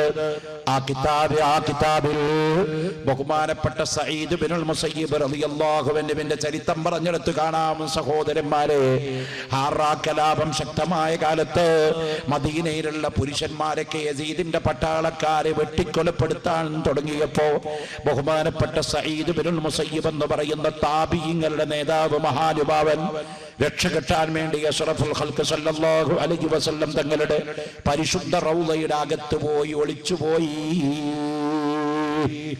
പട്ടാളക്കാർ, കലാപകാരികൾ മദീനയുടെ പള്ളി ഉപരോധം നടത്തി. പള്ളിക്ക് സീൽ വെച്ചു, പൂട്ടിയിട്ടു. ചരിത്രത്തിൽ ആദ്യമായി മദീനയിലെ പള്ളിയിൽ 3 ദിവസം ബാങ്ക് വിളി നിലച്ചുപോയി. മഹാനായ സഈദ് ബിനുൽ മുസയ്യിബ് തങ്ങൾ പറയാണ്, ഞാൻ റൗളയുടെ ഉള്ളിലായിരുന്നു. പുറത്ത് നടക്കുന്ന ഒരു സംഭവവും എനിക്കറിയില്ല.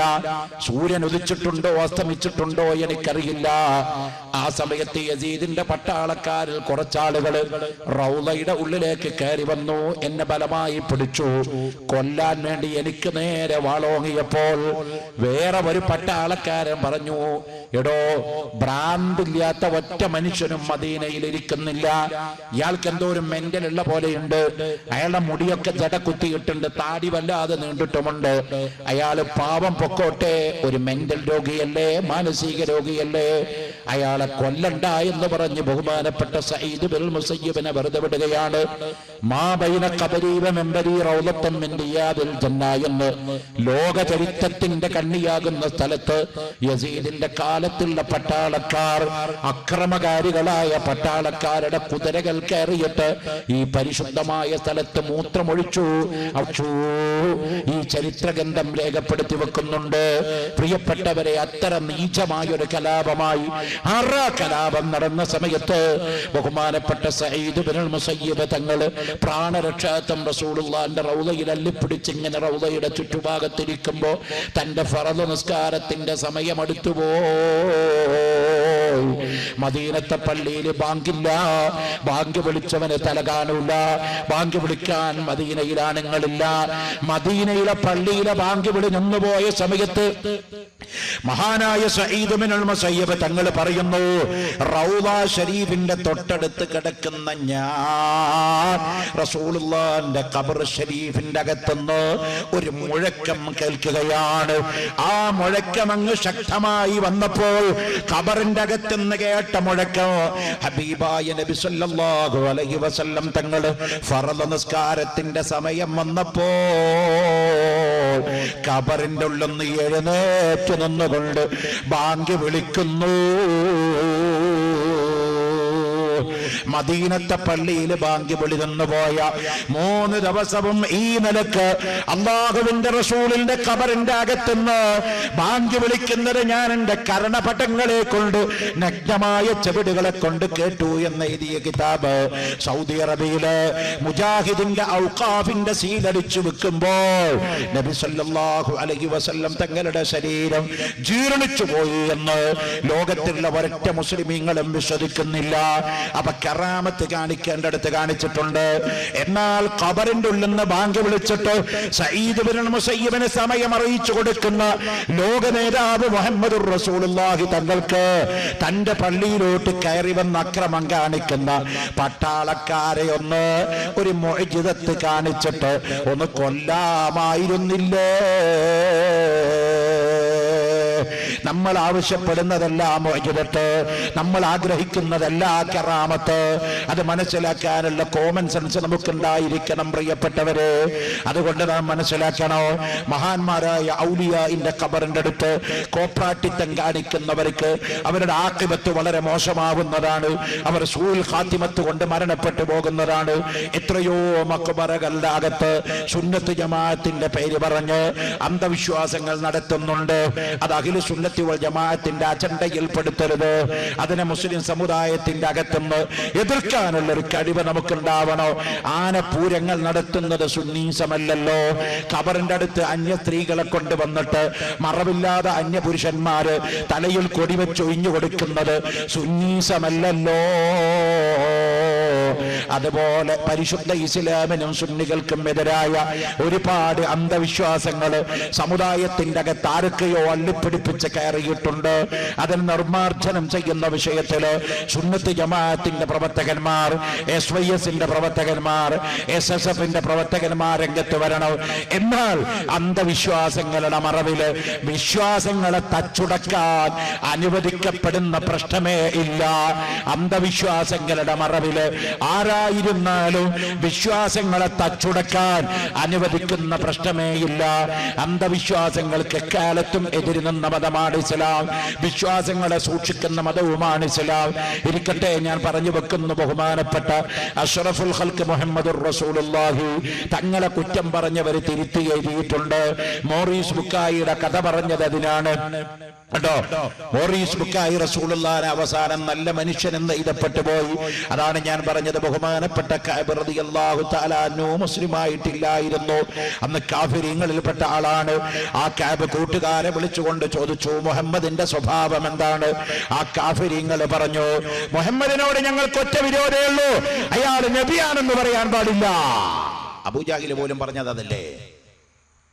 അബൂജാഹിലിന്റെ അഭിപ്രായം എന്താ റസൂലുള്ളാഹിനെ പറ്റി? നമ്മളെ അഭിപ്രായം, നമ്മുടെ ശത്രുക്കളോട് പോയിട്ട് നമ്മളെ അഭിപ്രായം എന്താ എന്ന് ഏറ്റവും വലിയൊരു മുഖ്യ ശത്രുവിനോട് പോയിട്ട് നമ്മുടെ അഭിപ്രായം ചോദിച്ചാൽ എന്ത് പറയുന്നു? ലോകത്തെ ഇസ്ലാമിന്റെ പ്രതിപക്ഷ നേതാവാണ് ലഅനത്തുല്ലാഹി അബീ ജഹൽ. അവനോട് മക്ക മരിക്കാൻ കിടക്കുന്ന സമയം, മോനെ ബദർ യുദ്ധം കഴിഞ്ഞിട്ട് അബൂജാഹിൽ ഇങ്ങനെ ചാവാൻ കിടക്കുക. ആ ക്രിട്ടിക്കൽ സ്റ്റേജിൽ കിടക്കുമ്പോ സ്വഹാബത്ത് അബൂജാഹിലിന്റെ തലക്ക് വേണ്ടി ഇങ്ങനെ ഓടുക. എവിടെ അവൻ? അള്ളാഹുവിന്റെ റസൂലിനെ എത്ര അധികം ദ്രോഹിച്ച് അവനെവിടെ? ബദറിൽ ചത്തുണ്ടോന്ന് അറിയാൻ വേണ്ടി സഹാബത്ത് ഇങ്ങനെ ഓടി നടക്കുക. ആ സമയത്ത് അബ്ദുല്ലാഹി ഇബ്നു മസ്ഊദ് റളിയല്ലാഹു അൻഹു ഒരു ഉയരം കുറഞ്ഞ സഹാബിയാ. അദ്ദേഹം കർഷകനാ, ആട് നോക്കുന്ന ആളാ. അദ്ദേഹത്തിന്റെ കയ്യിൽ ഒരു തല പൊട്ടിപ്പോയ ഒരു മുടന്തൻ വാളുണ്ട്. അതും പിടിച്ചിങ്ങനെ ബദറിലൂടെ നടക്കുമ്പോ ഒരു കരിമല്ലൻ പോലത്തെ ഒരു സാധനം ഇങ്ങനെ കിടന്ന് അനങ്ങുന്നു. അന്നക്കോണ്ടയേക്കാൾ കടുപ്പുള്ള സാധനം. അബ്ദുല്ലാഹി ഇബ്നു മസ്ഊദ് റളിയല്ലാഹു അൻഹു അടുത്ത് എന്ന് നോക്കുമ്പോ മനുഷ്യൻ തന്നെയാ, പാറയല്ല. കാരണം ബദറിന്റെ സൈഡിലൊക്കെ പാറയും മലയൊക്കെ അല്ലല്ലോ, അപ്പൊ ഇത് പാറയല്ല, മനുഷ്യൻ തന്നെയാ. അടുത്ത് എന്ന് നോക്കുമ്പോ സംഗതി മനസ്സിലായി, നമ്പർ 1 കേടി അബൂജാഹിൽ തന്നെ. അബ്ദുല്ലാഹി ഇബ്നു മസ്ഊദ് റളിയല്ലാഹു അൻഹു കൽബിൽ സന്തോഷിച്ചു, ഇവന്റെ കഴുത്ത് മുറിച്ചതിന്റെ കൂലി എനിക്ക് കിട്ടുമല്ലോ. പക്ഷേ അബ്ദുല്ലാഹി ഇബ്നു മസ്ഊദ് ലോകത്തിലുള്ള ഏറ്റവും വലിയ ഇസ്ലാമിന്റെ സദാചാര മര്യാദ അവിടെ കാണിച്ചു.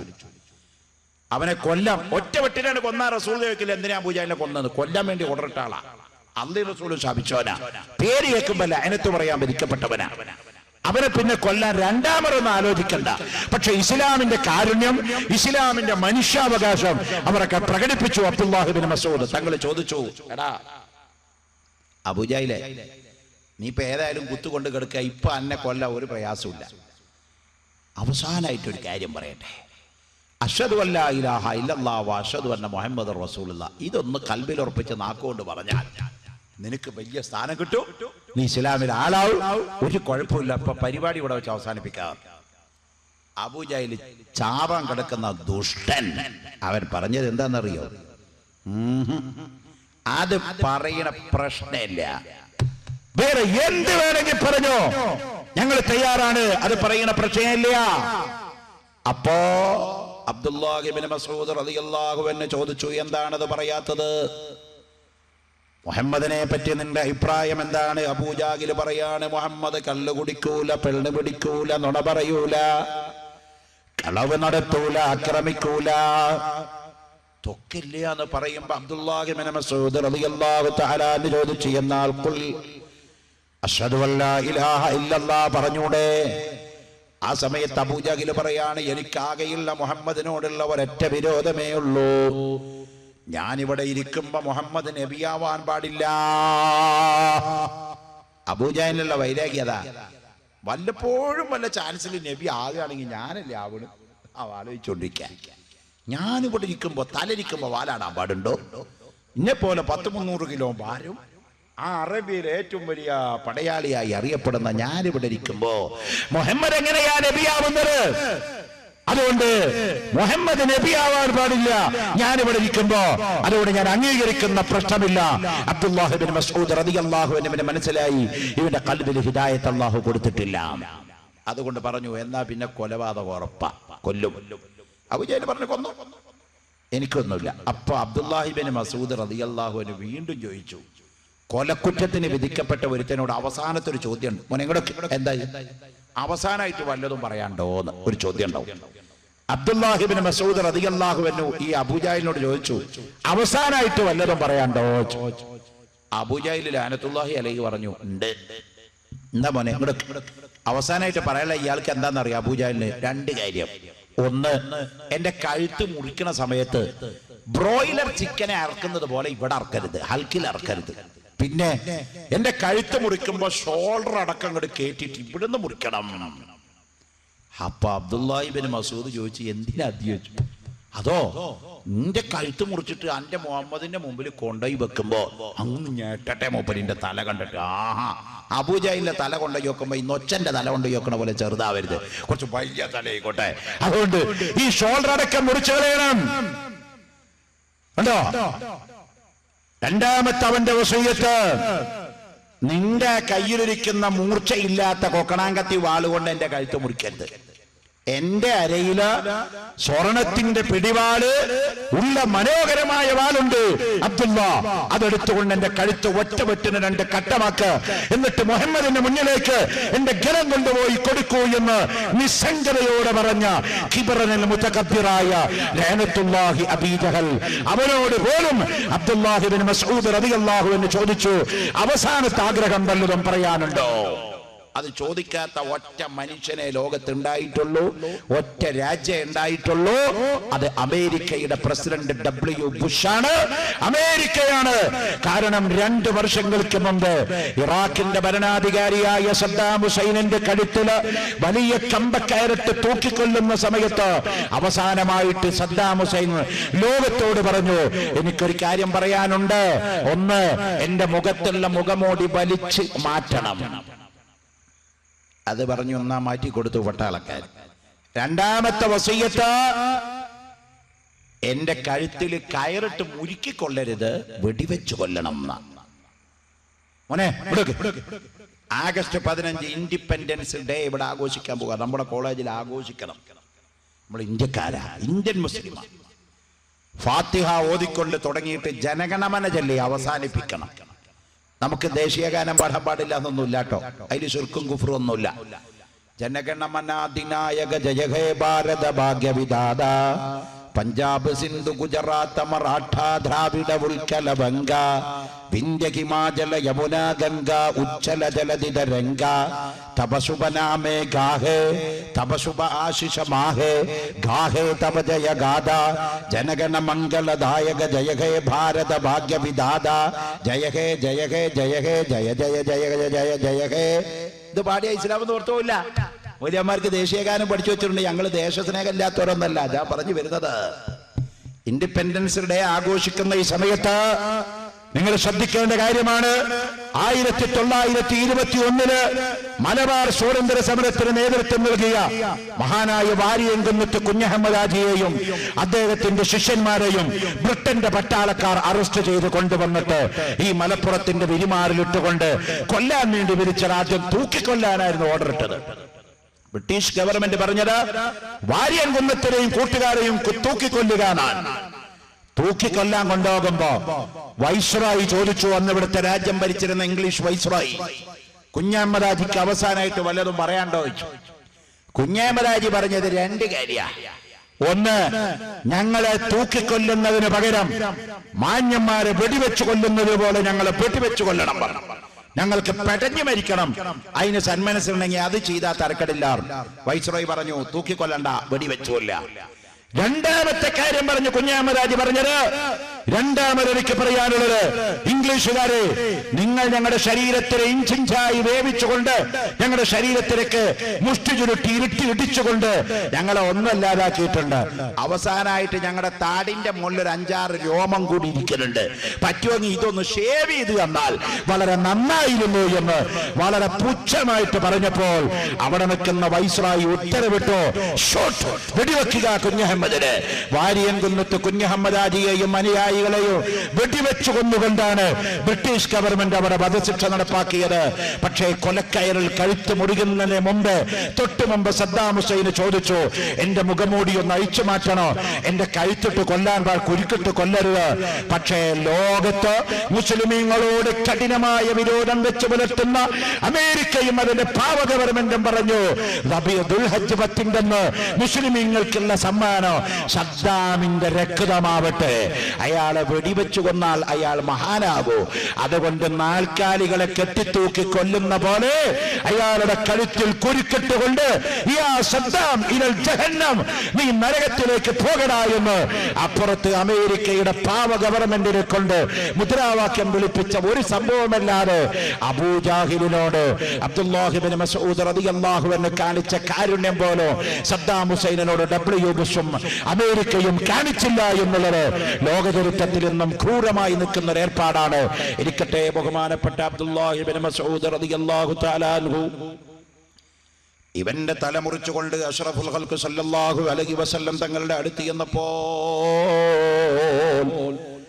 അല്ലാഹുവിന്റെ റസൂലിന്റെ 2 കണ്ണുകളും നിറഞ്ഞു കവിഞ്ഞൊഴുകുകയാണ്. കാരണം ഒരക്രമിയാണ് കൊന്നതെങ്കിലും റസൂലുള്ളാഹിക്ക് കൊല്ലുന്നത് ഇഷ്ടമല്ലല്ലോ.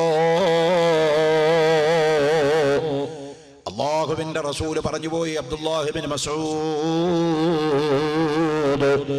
നിങ്ങൾ വലിയ സ്ഥാനത്തുള്ള ആളാണ്, നിങ്ങൾക്ക് വലിയ മഹത്വമുണ്ട്. പക്ഷേ അബൂജാഹിലിനെ കൊല്ലണമെന്നല്ലായിരുന്നു നമ്മുടെ ആഗ്രഹം. അല്ലാഹു അവന് ഹിദായത്ത് നൽകാതെ പോയി. അള്ളാഹിന്റെ റസൂല് വളരെ നേരത്തെ തോരുന്നൊരു സംഭവമുണ്ട്. അല്ലാഹുമ്മ അയ്യിദിൽ ഇസ്ലാമ ബി അഹദിൽ ഉമറൈൻ, രണ്ടാലൊരു ഉമറിനെ ഒന്ന് ഹിദായത്ത് നൽകി മുസ്ലിമാക്കണം തമ്പുരാനെ. 2 കൂടി കിട്ടിയാൽ വളരെ നല്ലതാണ്, അല്ലെങ്കിൽ 2-1 തരണം. ആ ദുആ അല്ലാഹു സ്വീകരിച്ചു. ബഹുമാനപ്പെട്ട ഉമർ ഇബ്നുൽ ഖത്താബ് റളിയല്ലാഹു അൻഹു ഇസ്ലാമിന്റെ 40ാമത്തെ മെമ്പറായി മുസ്ലിമായി. രണ്ടാമതൊരു ഉമർ എന്ന് റസൂലുള്ളാഹിന്റെ മനസ്സിലുള്ളത് ഇവനായിരുന്നു, അബൂജാഹിലായിരുന്നു. ഹിദായത്ത് എന്ന് പറയുന്ന സന്മാർഗത്തിന്റെ വെളിച്ചം റബ്ബിന്റെ ഭാഗത്തുനിന്ന് ഡയറക്റ്റ് കിട്ടുന്ന ഒരു വെളിച്ചമാണ്.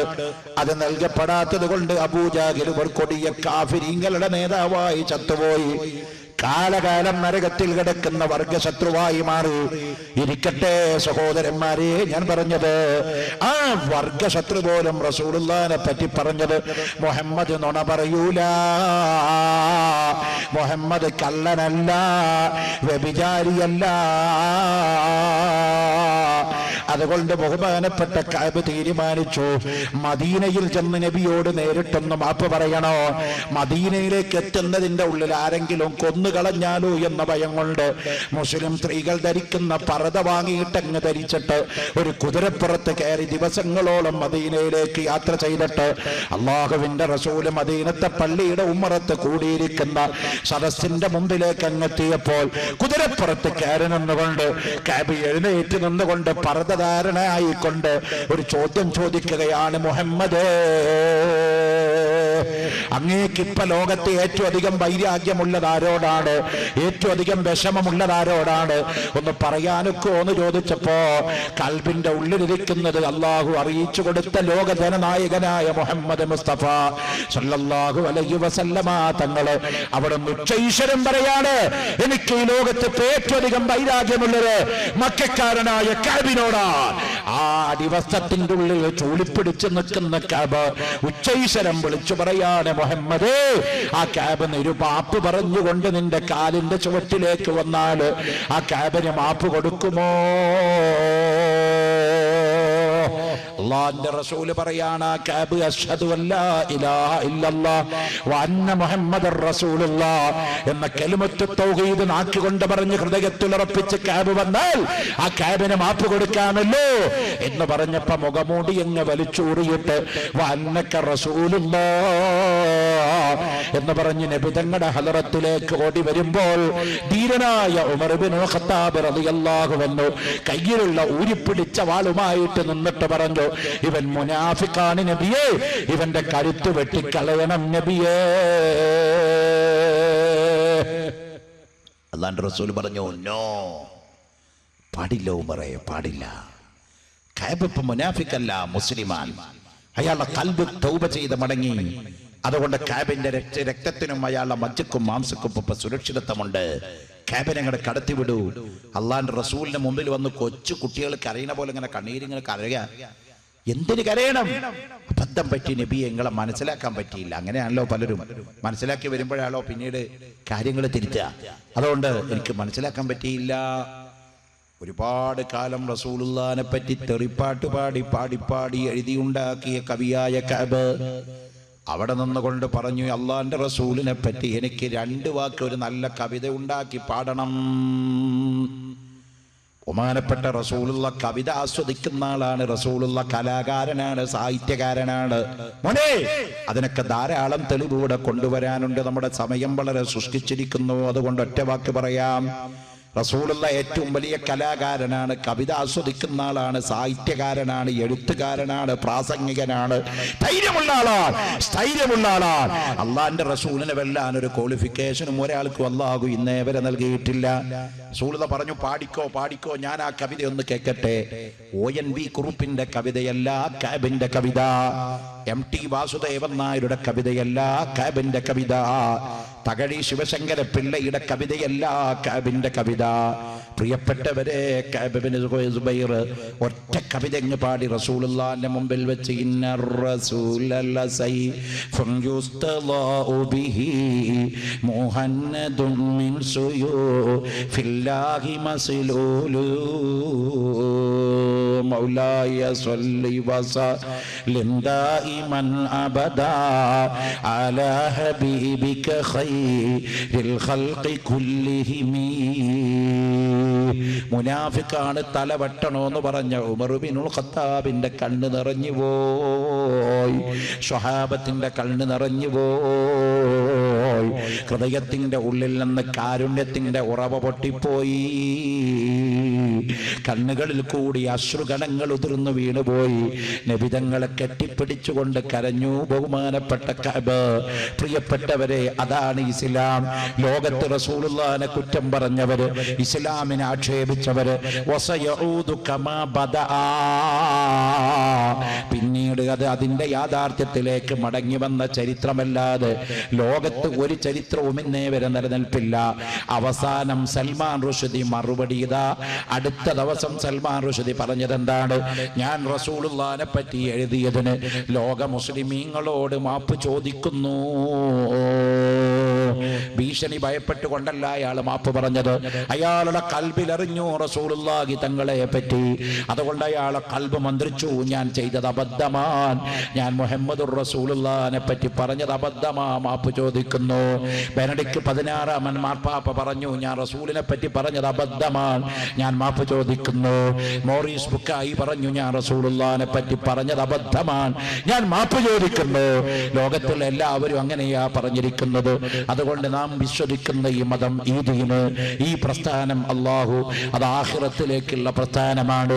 ദുനിയാവിൽ അതിന്റെ ഇസ്സത്ത് ഉയർന്ന പ്രസ്ഥാനമാണ്.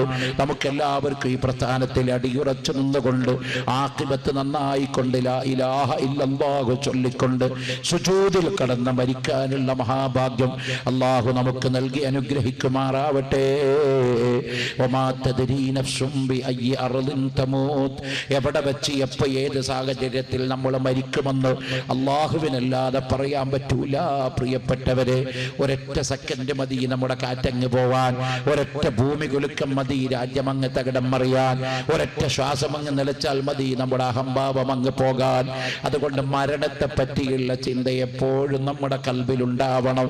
മരിക്കാൻ വേണ്ടി ജീവിക്കുന്നവരാ നമ്മൾ, അല്ലാതെ ജീവിക്കാൻ വേണ്ടി ജീവിക്കുന്നവരല്ല. മരിക്കാൻ വേണ്ടി ജീവിക്കുന്നവരാ നമ്മൾ. നമ്മുടെ തൊട്ടടുത്തിരുന്നവരൊക്കെ മരണപ്പെട്ടു പോയി, നമ്മുടെ ഇടഭാഗത്തുണ്ടായിരുന്നവരൊക്കെ മരണപ്പെട്ടു പോയി, നമ്മുടെ പിതാക്കന്മാരൊക്കെ ഖബറിന്റെ ഉള്ളിലായി. ഒരു കാലത്ത് നമ്മുടെ തെന്നല മർക്കസിനോട് ആഭിമുഖ്യം പുലർത്തിയിരുന്ന ബഹുമാനപ്പെട്ട കുണ്ടൂർ അബ്ദുൽ ഖാദിർ മുസ്ലിയാർ, അദ്ദേഹത്തിന്റെ ഖബർ അല്ലാഹു സ്വർഗത്തിന്റെ ദറജ കൊണ്ട് ഉയർത്തട്ടെ, വിശാലമാക്കട്ടെ. ആമീൻ. ആ കുണ്ടൂർ ഉസ്താദിനെ പോലത്തെ ആളുകൾ ഖബറിലെത്തി. ഏത് വയലുണ്ടാകുമ്പോഴും അവിടെ വന്നിട്ട് റസൂലുള്ളാഹിന്റെ സലാത്തു താജ് ഉറക്ക ചെല്ലാൻ വേണ്ടി പ്രഖ്യാപിച്ചിരുന്ന കുണ്ടൂർ ഉസ്താദിന്റെ ശബ്ദം ഇന്നും ഇവിടെ പ്രകമ്പനം കൊള്ളുകയാണ്. അതിന്റെ അലയൊലികൾ അന്തരീക്ഷത്തിൽ ഇന്നും തങ്ങി നിൽക്കുകയാണ്. ആ മഹാൻ ഖബറിലെത്തി. തൊട്ടു കൂടെ കിടന്നിരുന്ന മറ്റു പലരും ഖബറിലെത്തി. മരണം ഒരു ശാസ്ത്രത്തിനും ഒരു യുക്തിവാദിക്കും ഒരു നിരീശ്വരവാദിക്കും പിടിച്ചു കെട്ടാൻ വയ്യാത്തൊരു കാരണമാണ്. അതുകൊണ്ട് മരിക്കാൻ വേണ്ടിയാണ് നമ്മൾ ജീവിക്കുന്നത്. ജീവിതത്തിന്റെ യാഥാർത്ഥ്യം ഇസ്ലാം തുറന്നു കാണിച്ചു. വമാ ഖലഖതുൽ ജിന്ന വൽ ഇൻസ് ഇല്ലാ ലിയഅ്ബുദൂൻ. ജിന്നിനെയും മനുഷ്യവർഗങ്ങളെയും മുഴുവൻ പടച്ചത് അല്ലാഹുവിനെ ഇബാദത്തെടുക്കാനാ. നമ്മളോട് ജീവിക്കണം എന്തിനാ മോനെ? കോളേജ് ഉണ്ടാക്കാൻ വേണ്ടിയിട്ടല്ല. കോളേജ് ഉണ്ടാക്കണത് എന്താ? ഇബാദത്തെടുക്കാനാ. ഇബാദത്ത് അള്ളാഹുവിന് വേണ്ടിയാ. ഇതൊക്കെ ചെയ്യുന്നതിന്റെ പിന്നിലുള്ള ഇബാദത്താണ്. അവർ നമ്മളെ നേരത്തെ ബഹുമാനപ്പെട്ട മാനുവാജി പറഞ്ഞ പോലെ നിസ്കാരത്തിന്റെ കാര്യം പെർഫെക്റ്റ് ആക്കണം കേട്ടോ. സാധാരണക്കാരായ നമ്മൾ അതെങ്കിലും അത് ഏറ്റവും വലിയ ഇബാദത്ത്, ആരാധനയുടെ ഏറ്റവും വലിയ മൂർത്തീഭാവമാണ് നിസ്കാരം. അതുകൊണ്ട് ഒരു വക്കത്ത് നിസ്കാരം ഖളാക്കരുത്. അതിന്റെ സുന്നത്തുകൾ നിസ്കരിക്കുക, നിസ്കാരത്തിൽ കറക്റ്റായിട്ട് സൂക്ഷ്മത പാലിക്കുക. വരുന്നു വിശുദ്ധ റമളാൻ. വെളിപ്പാടകലെ നമ്മളോട് സലാം ചൊല്ലി വരുന്ന കാത്തിരിക്കുക റമളാൻ. അല്ലാഹുമ്മ ബാരിക് ലനാ ഫീ റജബിൻ വശഅബാൻ വബല്ലിഗ്നാ റമളാൻ. ആദരവായ റസൂലുള്ളാഹി സ്വല്ലല്ലാഹു അലൈഹി വസല്ലം തങ്ങളുടെ ദുആ നമ്മളിപ്പോൾ ദ്വാരക്കുന്നു. ബാരിക് ലനാ ഫീ ശഅബാൻ വബല്ലിഗ്നാ റമളാൻ. റമളാൻ വേഗം കൊണ്ടുപോവാ പടച്ചോനെ. ദീർഘായുസ്സുവായില്ല, ഇബാദത്തെടുക്കാൻ, നിസ്കരിക്കാൻ, സുജൂദ് ചെയ്യാൻ, ഖുർആൻ ഓതാൻ ഒക്കെ അല്ലാഹുവിനോട് ദ്വാരക്കുന്നില്ലേ? ആ റമളാൻ വരാൻ പോകുന്നു. ഇബാദത്തിന് വേണ്ടി സന്നദ്ധരാകുക. ആരോഗ്യമുള്ള കാലം ധാരാളം അല്ലാഹുക്ക് ഇബാദത്തെടുക്കുക. ചിലവരുടെ ഒരു ധാരണ ഉണ്ട്, ഇപ്പൊ തന്നെ തഹജ്ജുദൊക്കെ നിസ്കരിക്കണം. ഇപ്പൊ ഒരു 10-22 വയസ്സല്ലേ ആയിട്ടുള്ളൂ. അതൊരു 55-60 ആവുമ്പോ നമുക്ക് തുടങ്ങാതെ. ഇപ്പൊ പോയി തഹജ്ജുദ് നിസ്കരിക്കാന്നൊക്കെ പറഞ്ഞാൽ അതൊക്കെ മോശമല്ലേ? അതൊക്കെ വയസ്സന്മാർക്ക് പറഞ്ഞല്ലേ. ആരോഗ്യമുള്ള മനുഷ്യൻ ചെയ്യുന്ന ഇബാദത്തിന്റെ പവറ് ആരോഗ്യമില്ലാത്ത വയസ്സായിക്കൊണ്ട് ചെയ്യുന്ന ഇബാദത്തിനില്ല. യുവാവിന്റെ ഇബാദത്തിനാണ് അല്ലാഹുവിന്റെ അടുത്ത് കൂടുതൽ പവർ ഉള്ളത് വയസ്സന്റെ ഇബാദത്തിനേക്കാൾ. കാരണം വയസ്സിനൊക്കെ ഗ്യാരണ്ടിക്ക് വാറണ്ടിയൊക്കെ പോയി എന്ന് അവനറിയാം. ഇനി ഒരു രക്ഷയില്ല, അവസാനത്തെ കൈയാണ് ഇത്. അത് ചിരിച്ചു ചെയ്യുന്ന കുറെ ആൾക്കാർ എല്ലാവരും അങ്ങനെയല്ല ഉണ്ടാവാം. അതേ സമയത്ത് എല്ലാ തെറ്റും ചെയ്യാൻ എല്ലാ സാഹചര്യവും എല്ലാ ആഗ്രഹങ്ങളും ഉണ്ടായിട്ട് പോലും അല്ലാഹുവിന് വേണ്ടി ഖൽബ് ധരിക്കുന്ന പ്രിയപ്പെട്ട യുവാക്കളെ, നാം ഇരുളിന്റെ മറവിൽ തഹജ്ജുദ് നിസ്കരിക്കുക, റവാത്തിബ് സുന്നത്തുകൾ മുടങ്ങാതെ നിസ്കരിക്കുക, ഔറാദുകൾ ധാരാളം ചൊല്ലുക. ഇപ്പോഴത്തെ ചെറുപ്പക്കാർക്കൊക്കെ ഔറാദ് ഇല്ല എന്ന് പറഞ്ഞാൽ പിരാന്ത.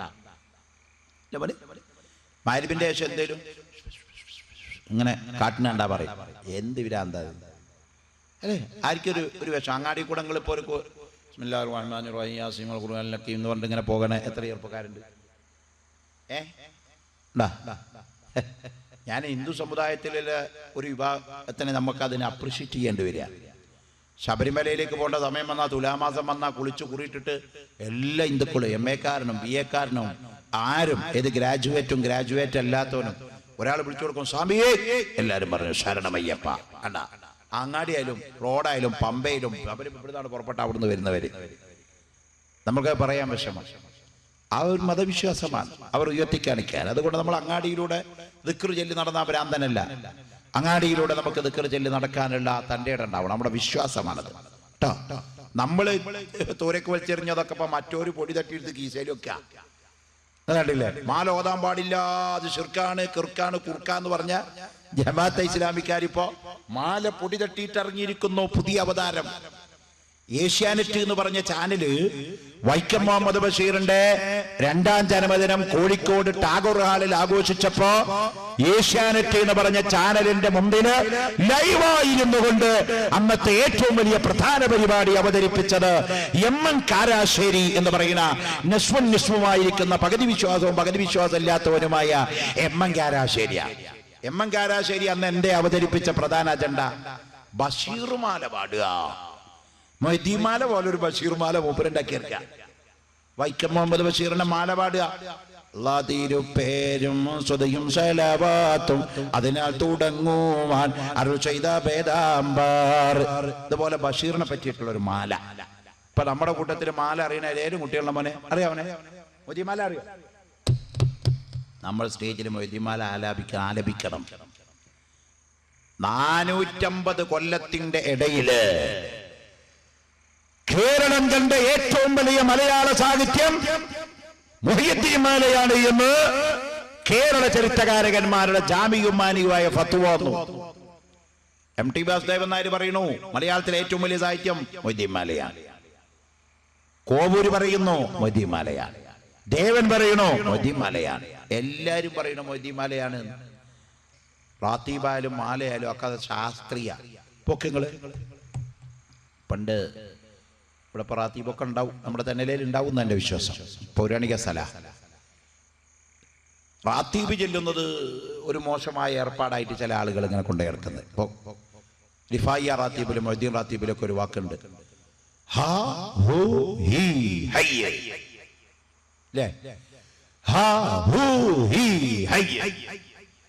നമ്മളെ പള്ളിയിലെ ഉസ്താദ്മാരെ 100 ആള് ഒരു പെരട മുകളിൽ കയറി നിന്നിട്ട് രാത്രി 10 മണിക്ക് ശേഷം ഇതങ്ങോട്ട് ഒച്ചുണ്ടാക്കി ചെല്ലിയ. ഒരു സ്ഥലത്ത് ജമാഅത്ത് ഇസ്ലാമിയുടെ ഒരാൾ പോയിട്ട് ഇവിടെ തന്നെ ഈ മലപ്പുറം ജില്ലയിൽ റാത്തീബ് ചെല്ലുന്നത് അന്തരീക്ഷ മലിനീകരണം ഉണ്ടാക്കുന്നു എന്ന് പറഞ്ഞ് കേസ് കൊടുത്തു. അതുകൊണ്ട് റാത്തീബ് മുടക്കണോ? ഒരു തട്ടുമ്പുറത്ത് നിന്നിട്ട് 30 ആള് എന്താ അന്തരീക്ഷ മലിനീകരണം ഉണ്ടാക്കണം? ഓൻ ഓക്സിജൻ ശ്വസിക്കുന്നു, കാർബൺ ഡൈ ഓക്സൈഡ് പുറത്തു വിടുന്നു. ഇതാണ് അന്തരീക്ഷ മലിനീകരണം. അപ്പൊ എന്നെ വിളിച്ചു, ഞാൻ ഈ കമ്മീഷൻ മെമ്പർ ആയതിനു ശേഷം അവിടുത്തെ സുന്നിയാൽ വിളിച്ചിട്ട് പറഞ്ഞു, ഉസ്താദെ പെർമിഷൻ കട്ടാക്കി പറഞ്ഞു. എന്തേ റാത്തീബ് അന്തരീക്ഷ മലിനീകരണം ഉണ്ടാക്കണോണ്ടാവാൻ പോയിട്ട് DYSPയെ കൊണ്ട് പരാതി പറഞ്ഞിട്ടുണ്ട് പറഞ്ഞു. ഏത് DYSP? ഇന്ന DYSP. ഞാൻ DYSPനെ വിളിച്ചിട്ട് പറഞ്ഞു, റാത്തീബ് ചെല്ലുന്നതോടുകൂടെ അന്തരീക്ഷ മലിനീകരണം ഇല്ലാതെയാകും. എന്താ കാരണം? എന്ന് പറയുമ്പോ തന്നെ കുറെ കൊതുകുകളും ജീനൊക്കെ ഔട്ടായി പോകും. അതുപോലെ തന്നെ തങ്ങി നിൽക്കുന്ന മ്ലേച്ഛമായ വായു ഒക്കെ പോയി ഒറിജിനൽ വായു ഇങ്ങനെ സംക്രമം അവിടെ തുടങ്ങും. അതുകൊണ്ട് റാത്തീബ് അന്തരീക്ഷ മലിനീകരണം ഉണ്ടാക്കുന്നില്ല. അതുകൊണ്ട് സാറേ അയാളെ വിളിച്ചു പറഞ്ഞിട്ട് ഓർഡർ കൊടുക്കണമെന്ന് പറഞ്ഞു. ഓർഡർ കിട്ടി. അവിടെ വാദം നടത്തി. ഈ മലപ്പുറം ജില്ലയിലെ സ്ഥലത്ത് എന്തൊക്കെയാണ് കുരുട്ടു വിദ്യകൾ അവതരിപ്പിക്കുന്നത്? റാത്തീബ് ചെല്ലുമ്പോൾ അന്തരീക്ഷ മലിനീകരണം ഉണ്ടാവുണ്ടോ സുഹൃത്തെ? അങ്ങനെയാണെങ്കിൽ ഈ സമ്മേളനം നടക്കുന്നതല്ലേ നമ്മൾ ഉപയോഗിക്കുന്ന ഈ ലൗഡ് സ്പീക്കറിന് ഇത്ര വോൾട്ട് ശബ്ദമേ പ്രവർത്തിക്കാവൂ എന്ന് ഇവിടെ മൈക്കൊക്കെ സാങ്ഷൻ തരുന്ന പേപ്പറിന്റെ ചോട്ടിൽ എഴുതിയിട്ടുണ്ട്. അതിൽ കവിഞ്ഞ വോയിസുകൾ ഉപയോഗിച്ചാൽ നമ്മുടെ ചെവിയുടെ കർണപടത്തിന് കേട് സംഭവിക്കും. അതുകൊണ്ട് അതിലും വലിയ വോൾട്ട് പ്രവർത്തിക്കാൻ പാടില്ല എന്ന് എഴുതിയിട്ടുണ്ട്. ആ വോൾട്ടാണ് നമുക്ക് അലോൺസ് ചെയ്തിരിക്കുന്നത്. പക്ഷേ മുജാഹിദിന്റെ സമ്മേളനം നടന്നപ്പോ, നമ്മുടെ ചങ്ങരംകുളത്ത് നടന്നപ്പോ, ജമാഅത്തെ ഇസ്ലാമിയുടെ ഒക്കെ സമ്മേളനം നടന്നപ്പോ അവിടെയൊക്കെ പ്രവർത്തിച്ച മൈക്കയുടെ വോൾട്ട് കൊണ്ട് എത്രമാത്രം അന്തരീക്ഷ മലിനീകരണവും അതുപോലെ തന്നെ ശബ്ദ മലിനീകരണം ഉണ്ടായത്. നമ്മൾ ആരെങ്കിലും വല്ല പരാതി കൊടുക്കാൻ പോയോ? ഇല്ല. പക്ഷെ അതൊന്നും ഇനി നടക്കില്ല. റാത്തീബ് ഏറ്റവും വലിയ ലേറ്റസ്റ്റ് ട്യൂണാണ്.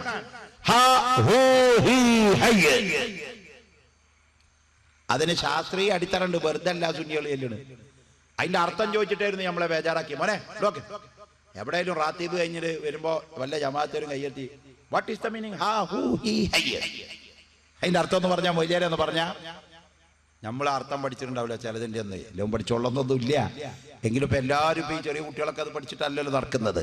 അവന്മാരെ പോലത്തെ ആളുകളെ അവരുടെ വിശ്വാസം തകിടം മറിക്കാൻ വേണ്ടി ചോദിക്കും. തിരിച്ചു നിങ്ങൾ ഒരു ചോദ്യം അങ്ങ് ചോദിക്കുക. അർത്ഥം അറിയാത്തതൊന്നും നമ്മൾ ഉപയോഗിക്കാറില്ല. ഇപ്പൊ നമ്മളെ ഇന്റർനെറ്റിന്റെ കോഡ് എന്താ? ഇന്റർനെറ്റിന്റെ കോഡ് എന്താ? www. 3 W ഇട്ടാൽ ഇന്റർനെറ്റായി. പിന്നെ നിങ്ങളുടെ സീക്രട്ട് കോഡും പാസ്വേഡും ഒക്കെ കൂടി അടിച്ചാൽ നമ്മുടെ വെബ്സൈറ്റോ അല്ലെങ്കിൽ നമ്മുടെ ഇമെയിൽ അഡ്രസ്സോ ഓണാവും കേട്ടോ. അപ്പൊ മൊത്തം ഇന്റർനെറ്റിന്റെ കോഡ് www അടിച്ചാൽ ഇന്റർനെറ്റ് കിട്ടണമെങ്കിൽ www ആണ്. നിങ്ങൾ ചോദിക്കുക what is the meaning www? www അർത്ഥം എന്താണ്? അവര് പറയും അതിനങ്ങനെ അർത്ഥമൊന്നുമില്ല, അത് ഇന്റർനെറ്റിന്റെ കോഡാണ്. എന്നാ പിന്നെ ആ ഹൂ ഹി ഹൈ എന്നുള്ളത് റാത്തീബിലോ ദിക്റാ വലിയ അർത്ഥമൊന്നുമില്ല. ജിബോ അർത്ഥം ഉണ്ട്, അതോടെ ഇരിക്കട്ടെ, നമുക്ക് പറഞ്ഞു കൊടുക്കാം. അത് അക്സെപ്റ്റ് ചെയ്യാൻ പ്രയാസം ഉണ്ടോ? അർത്ഥം അറിയാത്ത എത്ര കാര്യമുണ്ട്. പരിശുദ്ധ ഖുർആനിൽ അല്ലാഹു പറഞ്ഞില്ലേ അലിഫ് ലാം മീം കാഫ് ഹാ യാ ഐൻ സാദ്. അതിന്റെ അർത്ഥം എന്താ? കാഫ് ഹാ യാ ഐൻ സാദ് 5 അക്ഷരം മറിയം സൂറത്തിന് തലക്ക് അല്ലാഹു കൊണ്ടുവന്നത്. വലിയ ചർച്ചയാ അതൊക്കെ. ചില സൂറത്തിന് തലക്കിലാണല്ലോ ഈ പാസ്വേഡ് അല്ലാഹു വെച്ചിട്ടുള്ളൂ, കാഫ് ഹാ യാ ഐൻ സാദ്. ഇന്റർനെറ്റ് ലോകത്ത് പഠിപ്പിച്ചത് ഖുർആൻ. അതാ ഞാൻ പറഞ്ഞത്, ലോകത്ത് ഒരു മതഗ്രന്ഥത്തിലോ ഭഗവത്ഗീതയിലോ ബൈബിളിലോ ഒന്നും നിങ്ങൾക്ക് കാണാൻ പറ്റില്ല അങ്ങനത്തെ പാസ്വേഡ് വെച്ചിട്ടുള്ള അഭ്യാസം. അത് ഖുർആനിൽ മാത്രമേ ഉള്ളൂ. കാഫ് ഹാ യാ ഐൻ സാദ്. മറിയം സൂറത്തിന്റെ തലക്ക് ഈ 5 അക്ഷരം കൊണ്ടുവരാനുള്ള കാരണം പരിശുദ്ധ ഖുർആനിലെ 114 സൂറത്തുകളിൽ ഏറ്റവും സീരിയസ് ആയ സൂറത്ത് യാസീൻ അല്ല, ഖുൽ ഹുവല്ലാഹു അഹദ് അല്ല, അത് സൂറത്തു മറിയമാണ്. അതുകൊണ്ടാണ് അതിന്റെ തലക്ക് 5 അക്ഷരം. എന്താ സംഭവം? പലു പറയാൻ 10 ദിവസമുണ്ട്. മറിയം യാ മറിയമോ അന്നാ ലക്കി ഹദാ. മറിയം ബീവി റളിയല്ലാഹു തആല അൻഹയുടെ ഹദറത്തിലേക്ക് സ്വർഗ്ഗലോകത്തു നിന്നുള്ള ഭക്ഷണങ്ങൾ ഇറങ്ങി വരാൻ തുടങ്ങിയപ്പോ ചോദിച്ചല്ലോ, മറിയമേ ഇത് എവിടുന്ന് വരുന്നതാണ്? മറിയം ബീവിയുടെ മറുപടി, ഇത് അല്ലാഹുവിന്റെ പക്കൽ നിന്ന് വരുന്നതാണ്. സ്വർഗത്തിലെ പഴങ്ങൾ ദുനിയാവിൽ ഭക്ഷിക്കാൻ ഭാഗ്യം ലഭിച്ച മഹതിയാണ് മറിയം ബീവി റളിയല്ലാഹു അൻഹ. പരിശുദ്ധ ഖുർആനിൽ മറിയമിലേക്ക് വഹി അറിയിച്ചു എന്ന് വരെ പരാമർശമുണ്ട്. പ്രവാചകത്തിയാവാതിരുന്നത് പെണ്ണായത് കൊണ്ടാണ്. ആണായിരുന്നുവെങ്കിൽ പ്രവാചകനാവേണ്ടതാണ് വഹി കിട്ടിയാല്. ആ മറിയം ബീവിയുടെ കഥ പറയുന്ന സൂറത്ത് മറിയമിന്റെ തലക്ക് 5 അക്ഷരം പാസ്വേഡ് വെച്ചു കൊടുക്കാനുള്ള കാരണം 2000 ചില്ലാനം കൊല്ലം മുമ്പ് ഈസാ നബിയുടെ ഉമ്മയായ മറിയമിന്റെ ഗർഭപാത്രത്തില് ബാപ്പാനെ കൂടാതെ ഒരു കുട്ടി ജനിക്കുന്നു. നിങ്ങൾ ഈ വാല് കേൾക്കുന്ന തെന്നലയില് നാളെ നേരം വെളിച്ചാകുമ്പോ ഒരു പെണ്ണങ്ങാടി വന്ന് പറയാണ്, എനിക്ക് 8 മാസം പ്രഗ്നന്റ് ആണ്, ഞാൻ ഗർഭിണിയാണ്. അവളെ കല്യാണം കഴിച്ചിട്ടില്ല, രജിസ്റ്റേർഡ് വിവാഹവും കഴിച്ചിട്ടില്ല. അവൾ ആളുകൾ വിളിച്ചുകൂട്ടി, പള്ളിക്കമ്മിറ്റി ഇടപെട്ടു, നാട്ടുകാരിടപെട്ട് ചോദിച്ചു, അടി പെണ്ണേ എവിടുന്ന ഈ 8 മാസം ഗർഭമുണ്ടാക്കിയത്? നിന്റെ ഭർത്താവുണ്ടോ? ഇല്ല. ആരാണ് ചെയ്തത്? പറ. അവള് പറയാണ്, ഇത് വെറുതെ ഉണ്ടായതാണ് എന്നൊരു പെണ്ണ് പറഞ്ഞാൽ നിങ്ങളും ഞാനും പറയും തലക്ക് വട്ടുപിടിച്ച കേസാണ്. എന്നാൽ പെണ്ണിന്റെ ഗർഭപാത്രത്തില് 2008 ആളറിയാത്ത കുട്ടി ജനിച്ചാൽ അതിന്റെ വാപ്പാനെ കണ്ടുപിടിക്കാനുള്ള സൊല്യൂഷൻ ഉണ്ട്. അതിന്റെ പേര് DNA എന്ന് പറയുന്ന ടെസ്റ്റാണ്. DNA ടെസ്റ്റ് നടത്തിയാല് ഒരു 25,000 രൂപ ചെലവഴിച്ചാല് ഏത് പിതൃത്വവും തെളിയിക്കാനുള്ള മെഡിക്കൽ ശാസ്ത്രം ഇന്ന് വികസിച്ചിട്ടുണ്ട്. എന്നാൽ 2000 കൊല്ലം മുമ്പ് ഈസാ നബി അലൈഹിസ്സലാത്തു വസ്സലാം മറിയമിന്റെ വയറ്റിൽ പിറക്കുമ്പോ ലോകത്ത് DNA കോഡ് കണ്ടുപിടിച്ചിട്ടില്ല, ശാസ്ത്രം വളർന്നിട്ടില്ല.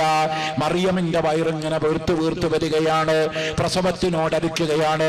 നാട്ടുകാര് പറഞ്ഞു മറിയം പിഴച്ചു പോയിരിക്കുകയാണ്, വ്യഭിചരിച്ചിരിക്കുകയാണ്, പുരുഷനെ അപകൃത്തായി കയറി പിടിച്ചിരിക്കുകയാണ്, കാമുകനെ കൊണ്ട് ഗർഭം ധരിച്ചിരിക്കുകയാണ്, തേവടിച്ചയാണ്, തെമ്മാടിച്ചയാണ്.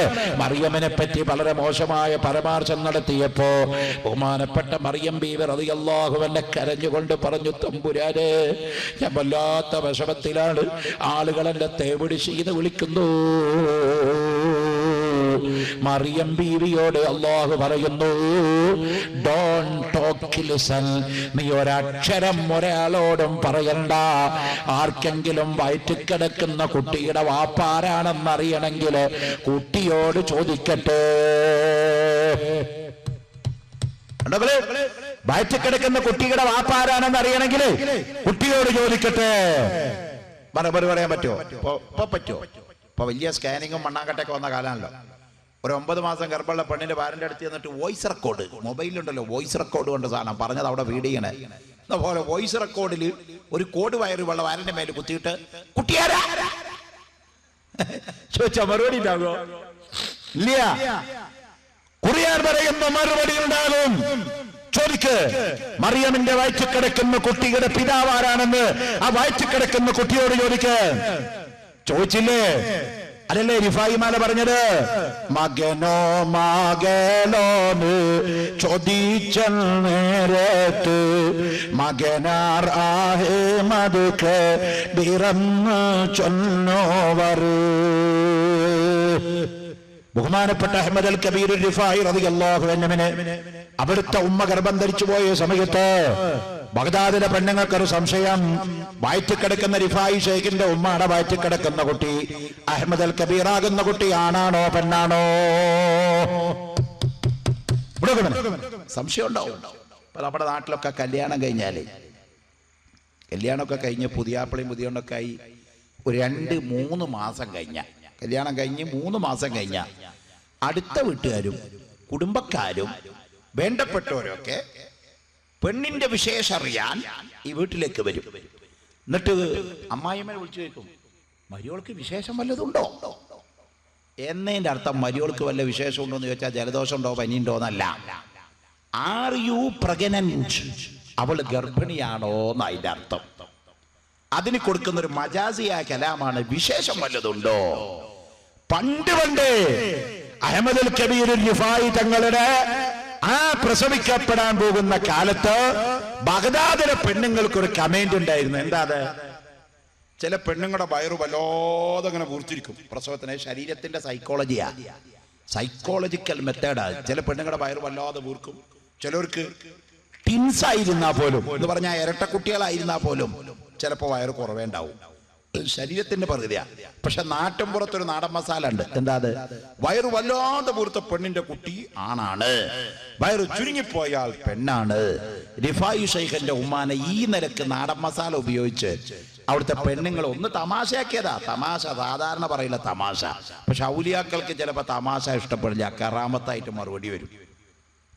റിഫായി ഷെയ്ഖിന്റെ ഉമ്മാട് ബഗ്ദാദിലെ പെണ്ണുങ്ങൾ ചോദിച്ചു, അല്ല വയറ്റിൽ കിടക്കുന്നത് ആണാ പെണ്ണാ? ഉടനെ മറുപടി വന്നു, മകനോ മകളോന്ന് ചോദിച്ച നേരത്ത് മകനാറാഹ്മദ് ബിറന്ന് ചൊന്നോവർ. വയറ്റിന്റെ അടിഭാഗത്തുനിന്ന് മറുപടി പറഞ്ഞു അഹ്മദ് അൽ കബീർ റിഫായി തങ്ങൾ. ബഗ്ദാദിലെ ഉമ്മമാരെ, അന അഹ്മദ് അൽ കബീർ റിഫായി, ഞാൻ അഹ്മദ് അൽ കബീറാണ്, ഞാൻ ആണാണ്, ഞാൻ കുത്തുബാണ്, ഞാൻ ഔലിയാക്കളിൽ കുത്തുബിന്റെ സ്ഥാനത്തുള്ള ആളാണ്. അന അഹ്മദ് അൽ കബീർ.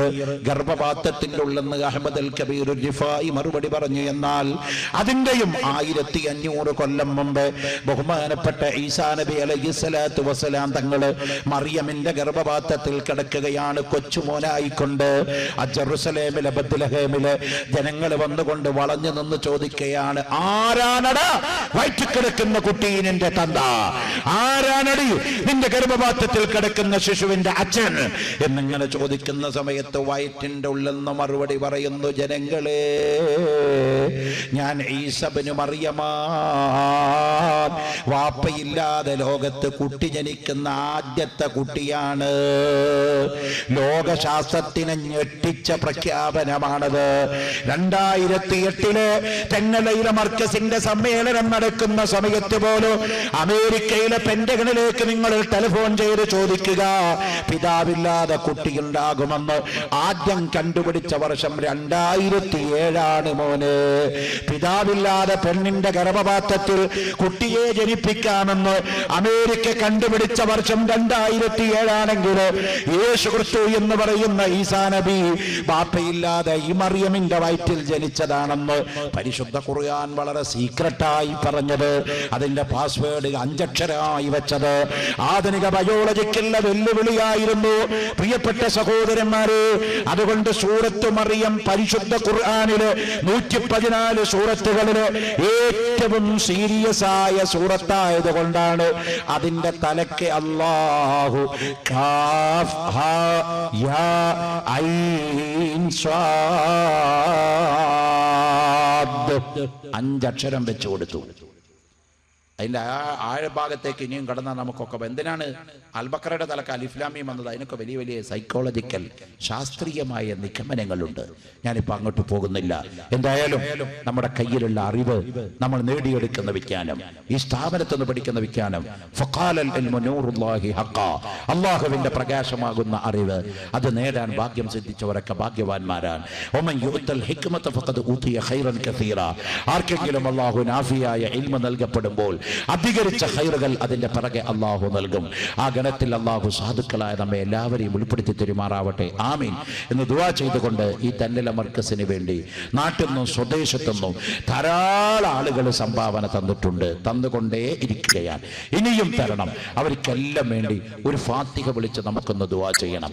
നമ്മുടെ കൂട്ടത്തിൽ നിന്ന് നിരവധി ആളുകൾ മരിച്ചു പോയിട്ടുണ്ട്.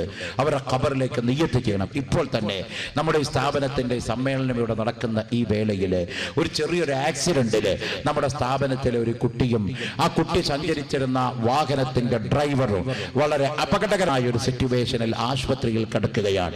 2 പേരുടെയും അസുഖങ്ങളെ അല്ലാഹു ഇൽമിന്റെ ബർക്കത്ത് കൊണ്ട് അഷ്റഫുൽ ഖൽഖ് മുത്ത് മുസ്തഫ മുഹമ്മദ് റസൂലുള്ളാഹി സ്വല്ലല്ലാഹു അലൈഹി വസല്ലം തങ്ങളുടെ ഹക്ക് കൊണ്ട് ബർക്കത്ത് കൊണ്ട് ശിഫയാക്കട്ടെ. ആമീൻ. സാധുക്കളായ നമ്മുടെ ഓരോരുത്തരുടെയും ശരീരത്തിൽ രോഗങ്ങളുണ്ട്, വിഷമങ്ങളുണ്ട്, ബാത്തിലാകാതെ കിടക്കുന്ന സിഹറുകളുണ്ട്, ശക്തമായിരിക്കുന്ന കണ്ണീറുകൾ കൊണ്ട് പ്രയാസപ്പെടുന്നവരുണ്ട്. അവർക്കൊക്കെ ആശ്വാസം കിട്ടാൻ വേണ്ടി ഒരു ഫാത്തിഹ ലോക നേതാവിന്റെ ഹളറത്തിലേക്ക് മദീന മുനവ്വറയിലേക്ക് ശഅബാൻ മാസത്തിൽ വർഷിപ്പിച്ചുകൊണ്ട് നമ്മൾ മരിച്ചുപോയ ലോകത്തിന്റെ നാനാഭാഗങ്ങളിലും കിടക്കുന്ന എല്ലാ ഔലിയാക്കൾ സാലിഹീങ്ങളുടെ ഹളറത്തിലേക്ക് സമർപ്പിച്ചുകൊണ്ട് ഒരു ഫാത്തിഹ ചൊല്ലിക്കൊണ്ട് ഒരു സലാത്ത് ചൊല്ലിക്കൊണ്ട് നമുക്ക് എളിയ ദുആയോടുകൂടെ പിരിഞ്ഞു പോകാം. അതിനുവേണ്ടി ഇപ്പോൾ ഇരിക്കുന്ന എല്ലാവരും ഒരൊറ്റ സെക്കൻഡ് ഇരിക്കുന്ന സ്ഥലത്ത് ഒന്ന് എഴുന്നേറ്റ് നിൽക്കണം. പ്രിയപ്പെട്ടവരെ, ഇലാ ഹളറത്തിൻ നബിയിൽ മുസ്തഫ മുഹമ്മദിൻ സല്ലല്ലാഹു അലൈഹി വസല്ലം അല്ലാഹുമ്മ സുമ്മ ഇലാ ഹദറത്തി അർവാഹി ഔലിയാ ഇല്ലാഹി തആല മിൻ മശാരിക്കിൽ അർളി ഇലാ മഗാരിബിഹാ സഗീറൻ വകബീറൻ ദക്കറൻ